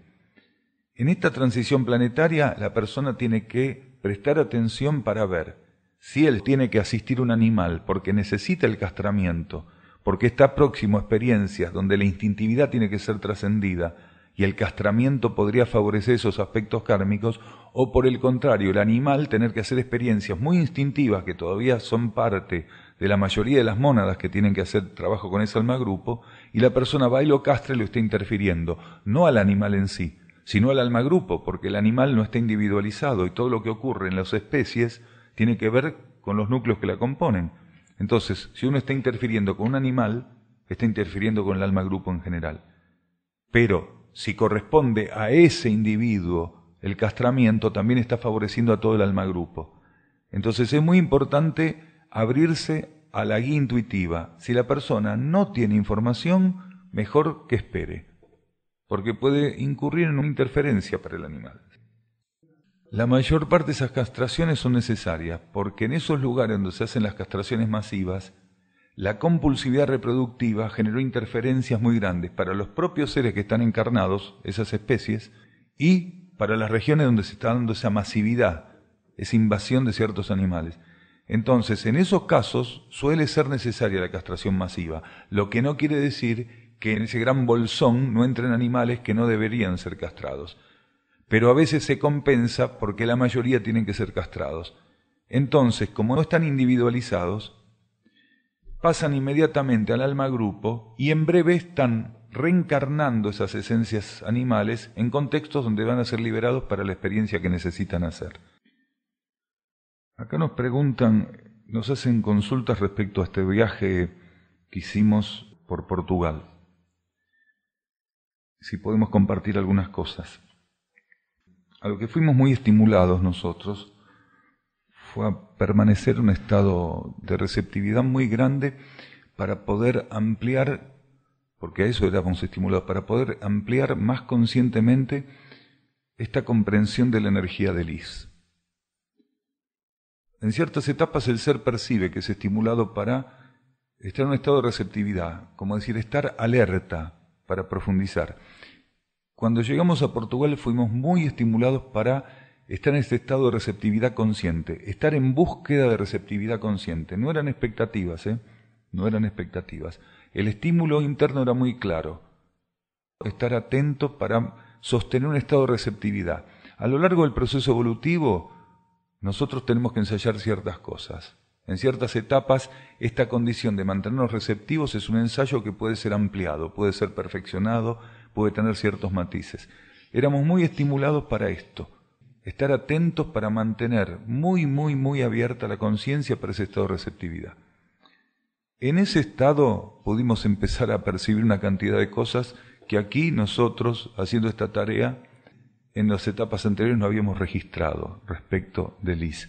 La mayor parte de esas percepciones son subjetivas, tiene un nivel de abstracción y de subjetividad que estamos procesando y que tenemos indicaciones de colocar en el libro siguiente que vamos a escribir. Entonces, la mayor parte de esas informaciones y percepciones van a ir a parar a esos escritos. Lo que podemos compartir es que la tarea que el grupo asumió en particular en Portugal tiene que ver con que otro grupo que tenía que asumir esa tarea fracasó. Con que otro grupo que tenía que asistir a esa tarea en Portugal se desvió, salió del camino y dejó esa tarea sin asistencia. Las personas que fuimos contactando a lo largo de toda la gira de Portugal estaban continuamente reflejando eso, continuamente estaban manifestando eso, que se sentían solas, se sentían sin asistencia y sentían de algún modo que habían sido traicionadas por algunos grupos y personas que habían iniciado supuestamente una cooperación, una asistencia, un movimiento de fraternidad y de intercambio de energías, y que de repente todo eso había quedado en la nada, o peor que en la nada, había quedado francamente en una especie de desvío, manifiestamente un desvío.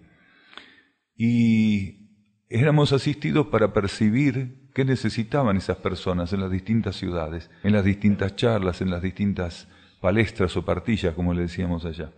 Y cuando ellos preguntaban respecto a Lisa ya, comenzamos a compartir con ellos que la tarea que tenían para hacer era la tarea del rescate de la esencia en Portugal. Rescatar la esencia de la pureza. Rescatar este principio esencial de la pureza.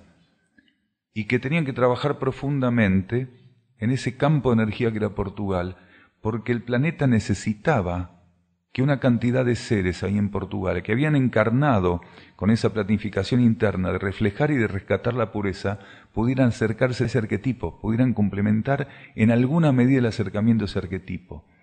Que ellos tenían que trabajar profundamente para romper una gran cantidad de ilusión de una estructura tremenda que se vive en Europa, que fue esta condensación materialista que hizo que por momentos perdieran totalmente el parámetro de la realidad planetaria.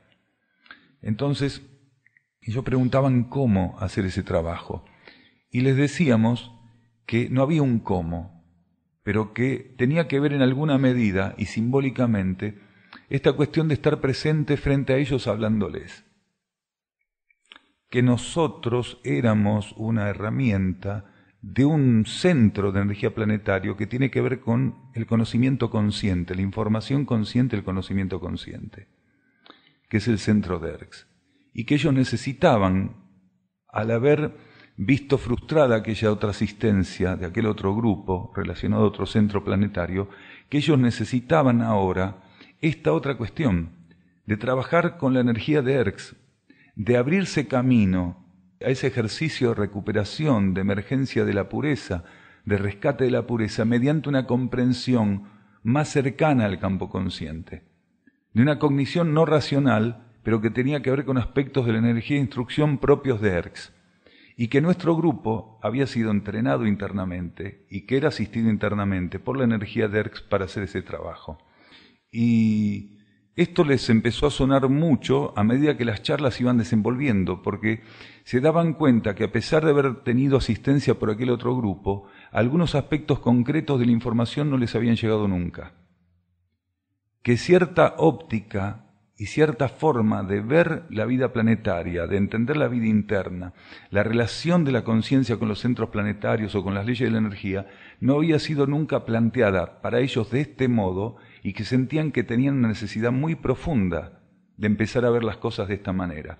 Entonces, empezamos todos juntos, quienes hablábamos allá y quienes estaban escuchando, los que estábamos componiendo esas reuniones, a darnos cuenta cómo la energía de ERX estaba asistiendo a aquello que Liz tenía que manifestar y que no encontraba vías precisamente porque las personas estaban un poco cerradas a su propio canal interno. Entonces empezamos a ver cómo funcionaba esto. Mientras que las charlas y las partillas iban desenvolviendo, las personas, después lo comentaban, lo que iban transitando, las personas empezaron a notar cómo se disolvían filtros e interferencias. Y cosas que no habían podido aceptar, porque esto también lo manifestaban, que no habían podido aceptar de ningún modo hasta ese momento, lo estaban aceptando de un modo natural. Estaban diciendo que estaban aceptando de un modo natural lo que no habían podido aceptar hasta ese momento. Y esto para nosotros fue muy, muy particularmente simbólico, porque no estábamos haciendo nada que no hiciéramos siempre, solo que lo estábamos haciendo en un lugar que no lo habíamos hecho nunca. Es interesante. Entonces ahí vimos manifestada esta cooperación en el terreno externo de la vida, entre seres que están ligados a Erx y seres que están ligados a Lis. Y cómo los seres que estábamos ligados a Erx estamos asistiendo a estos otros seres que están ligados a Lis. Y cómo la síntesis de esa unión permitía que estos seres que tienen la tarea de trabajar con el rescate de la pureza, estaban utilizando el conocimiento que ofrecía Erx a través de estos seres ligados a Erx para más conscientemente, con mayor síntesis, con mayor fortaleza y asistencia, ver qué cosas tenían que ser disueltas, transformadas, modificadas o asumidas en sus vidas. Precisamente muchos manifestaban esto, que a partir de la energía de Erx, por medio de Uxin, estaban recibiendo eso, una capacidad de ver las cosas diferentes, que no habían tenido hasta ese momento como oportunidad. No porque no estuviera previsto, sino porque los mecanismos habían sido interferidos y bloqueados. Así que en todo Portugal se fue dando esto. Continuamente los grupos donde se daban estas charlas, los conjuntos de personas donde se daban estas charlas, esos conjuntos de personas parecían estar ante algo que no habían visto nunca. Parecían estar viendo por primera vez y de un modo diferente la realidad planetaria y su propia realidad. Y esta es la energía de Erx. Lo que todavía no podía compartir con ellos y que todavía no puedo compartir y que tengo que procesar fue la principal herramienta. Eso, no lo que decía, sino lo que había percibido, lo que había comprendido. Esa fue la principal herramienta. Porque para mí también era un trabajo inédito. El trabajo que estaba haciendo, un trabajo que no se había dado nunca. Que directamente este puente entre Erx y Lis estuvieran dando en ese nivel y de esa manera y con ese voltaje, era inédito para mi conciencia. Tenía que estar preparado de otra manera. Entonces, mientras todo eso se estaba dando en los planos subjetivos, iba procesando informaciones, energías, vibraciones, todo eso iba operando. No era lo que decía, no era lo que decía, no era lo que contaba, no era lo que explicaba, era otra cosa. Era algo que no tenía que ver con la palabra, sino con lo que estaba dentro de la palabra, porque la palabra es limitada. Entonces, era este aspecto creativo de la energía que para nosotros particularmente, que estábamos ahí, era un aspecto nuevo de la energía. Porque cuando dábamos las charlas en este lugar, con los distintos matices de relación interna con Erx y con las jerarquías de Erx, las charlas siempre tuvieron esa asistencia. Mientras que en Lis tuvimos asistencia desde el nivel interno de Lis. Esta fue la particularidad precisamente, entrar en contacto con energías internamente que estaban respaldando y colocando un patrón vibratorio que para nosotros era inédito. La conciencia se tiene que adaptar, tiene que armonizarse con los campos de energía. En ciertos niveles de conciencia, armonizar significa depurar, purificar y poder sacar lo que no sirve. En otras etapas, armonizar significa adaptarse a patrones nuevos vibratorios. En ese momento, en las charlas, nosotros nos estábamos armonizando con energías nuevas que desconocíamos, que tenían una condición vibratoria energética que para nosotros era inédita. Estábamos trabajando con voltajes de energía muy diferentes. Tal vez por primera vez, conscientemente, trabajamos con ciertas energías débicas que estaban respaldando las charlas de un modo no acostumbrado para nosotros, y la conciencia tenía que adaptarse vibratoriamente a eso. No hubo ningún problema para eso, no fue ningún esfuerzo. Queremos decir que hubo un trabajo de armonización continuo. Teníamos que adaptar las estructuras de la conciencia para poder responder a eso. Porque lo que estábamos diciendo no difería de lo que podemos decir en estas charlas, pero la energía que estaba presente y oculta en las palabras era diferente. Entonces, hablar era otra cosa. sobre todo teniendo en cuenta que teníamos que hablar en portugués en ciertos momentos y en portuñol en otros. Entonces, fue una experiencia interesante, fue una experiencia muy interesante.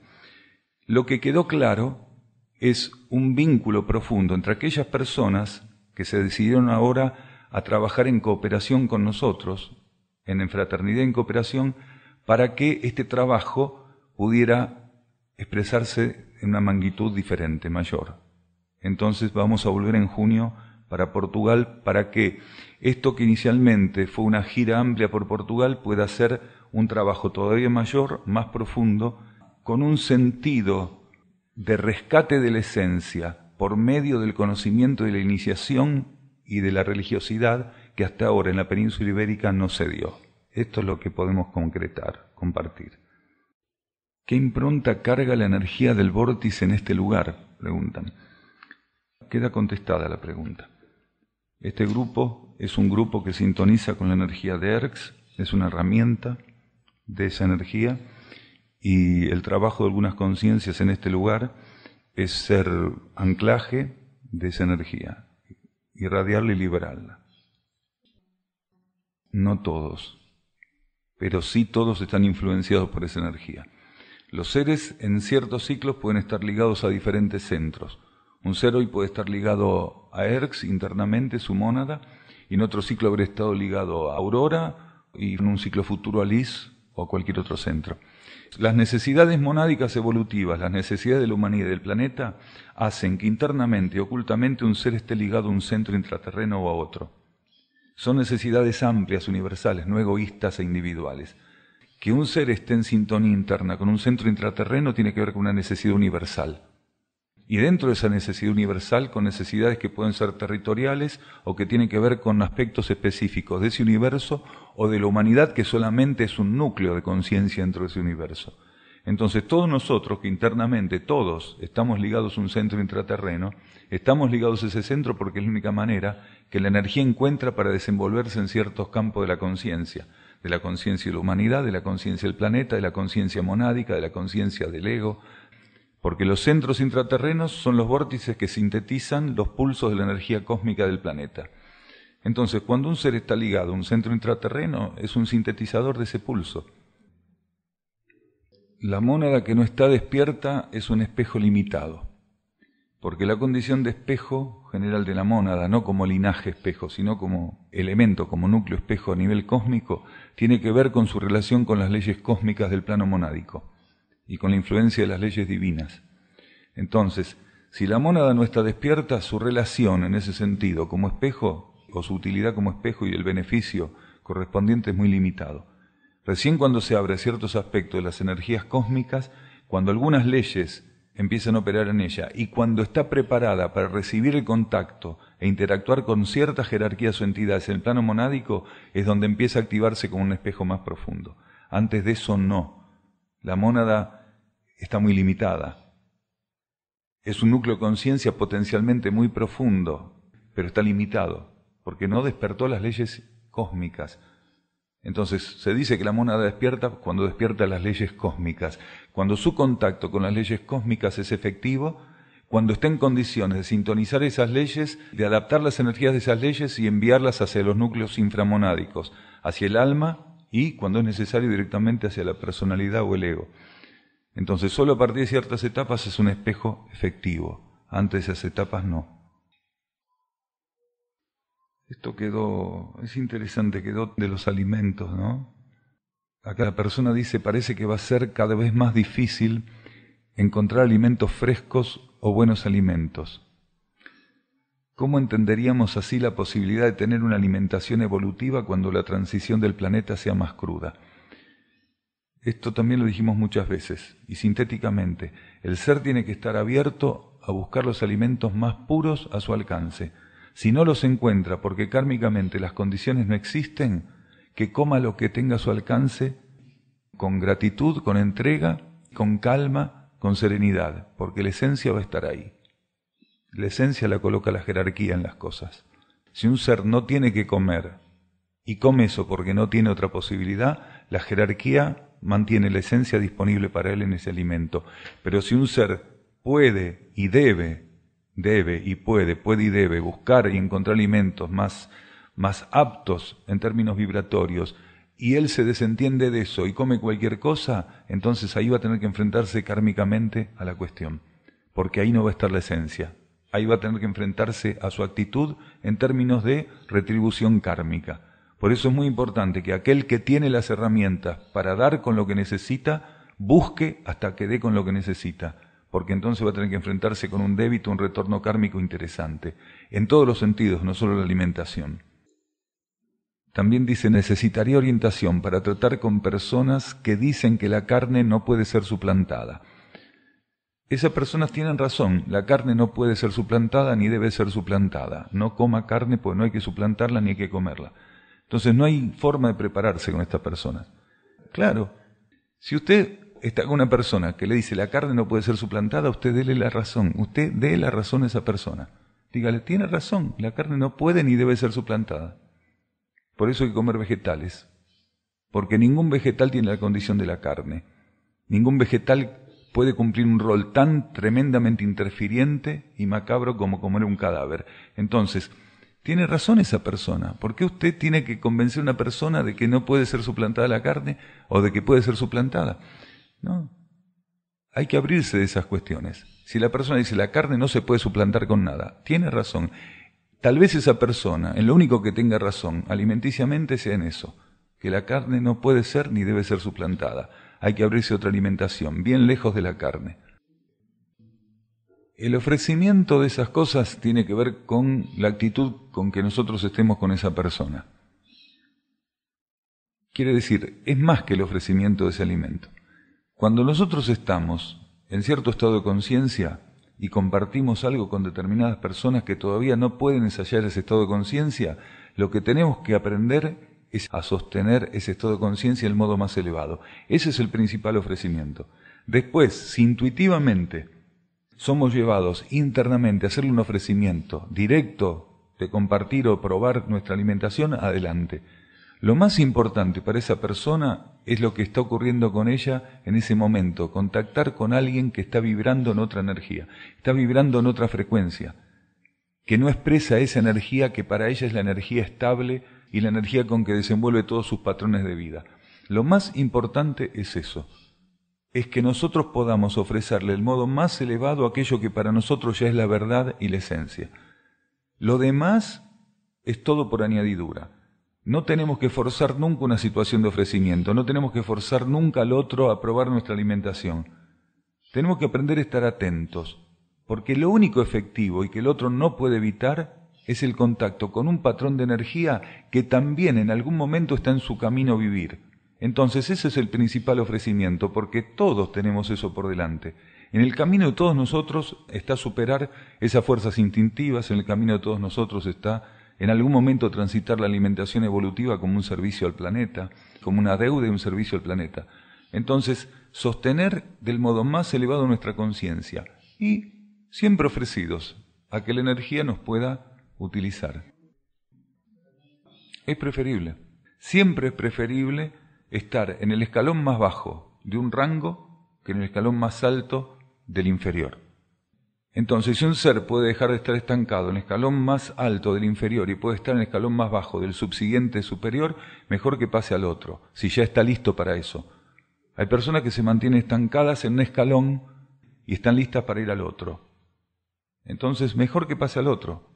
Si para comer vegetales tienen que disfrazarlos de hamburguesa de soja, tienen que oler como si fuera carne, tienen que tener apariencia de carne, de albóndigas, de milanesas y qué sé yo, que vaya por ese camino. En algún momento se va a abrir y va a entender las cosas de un modo más profundo y simple.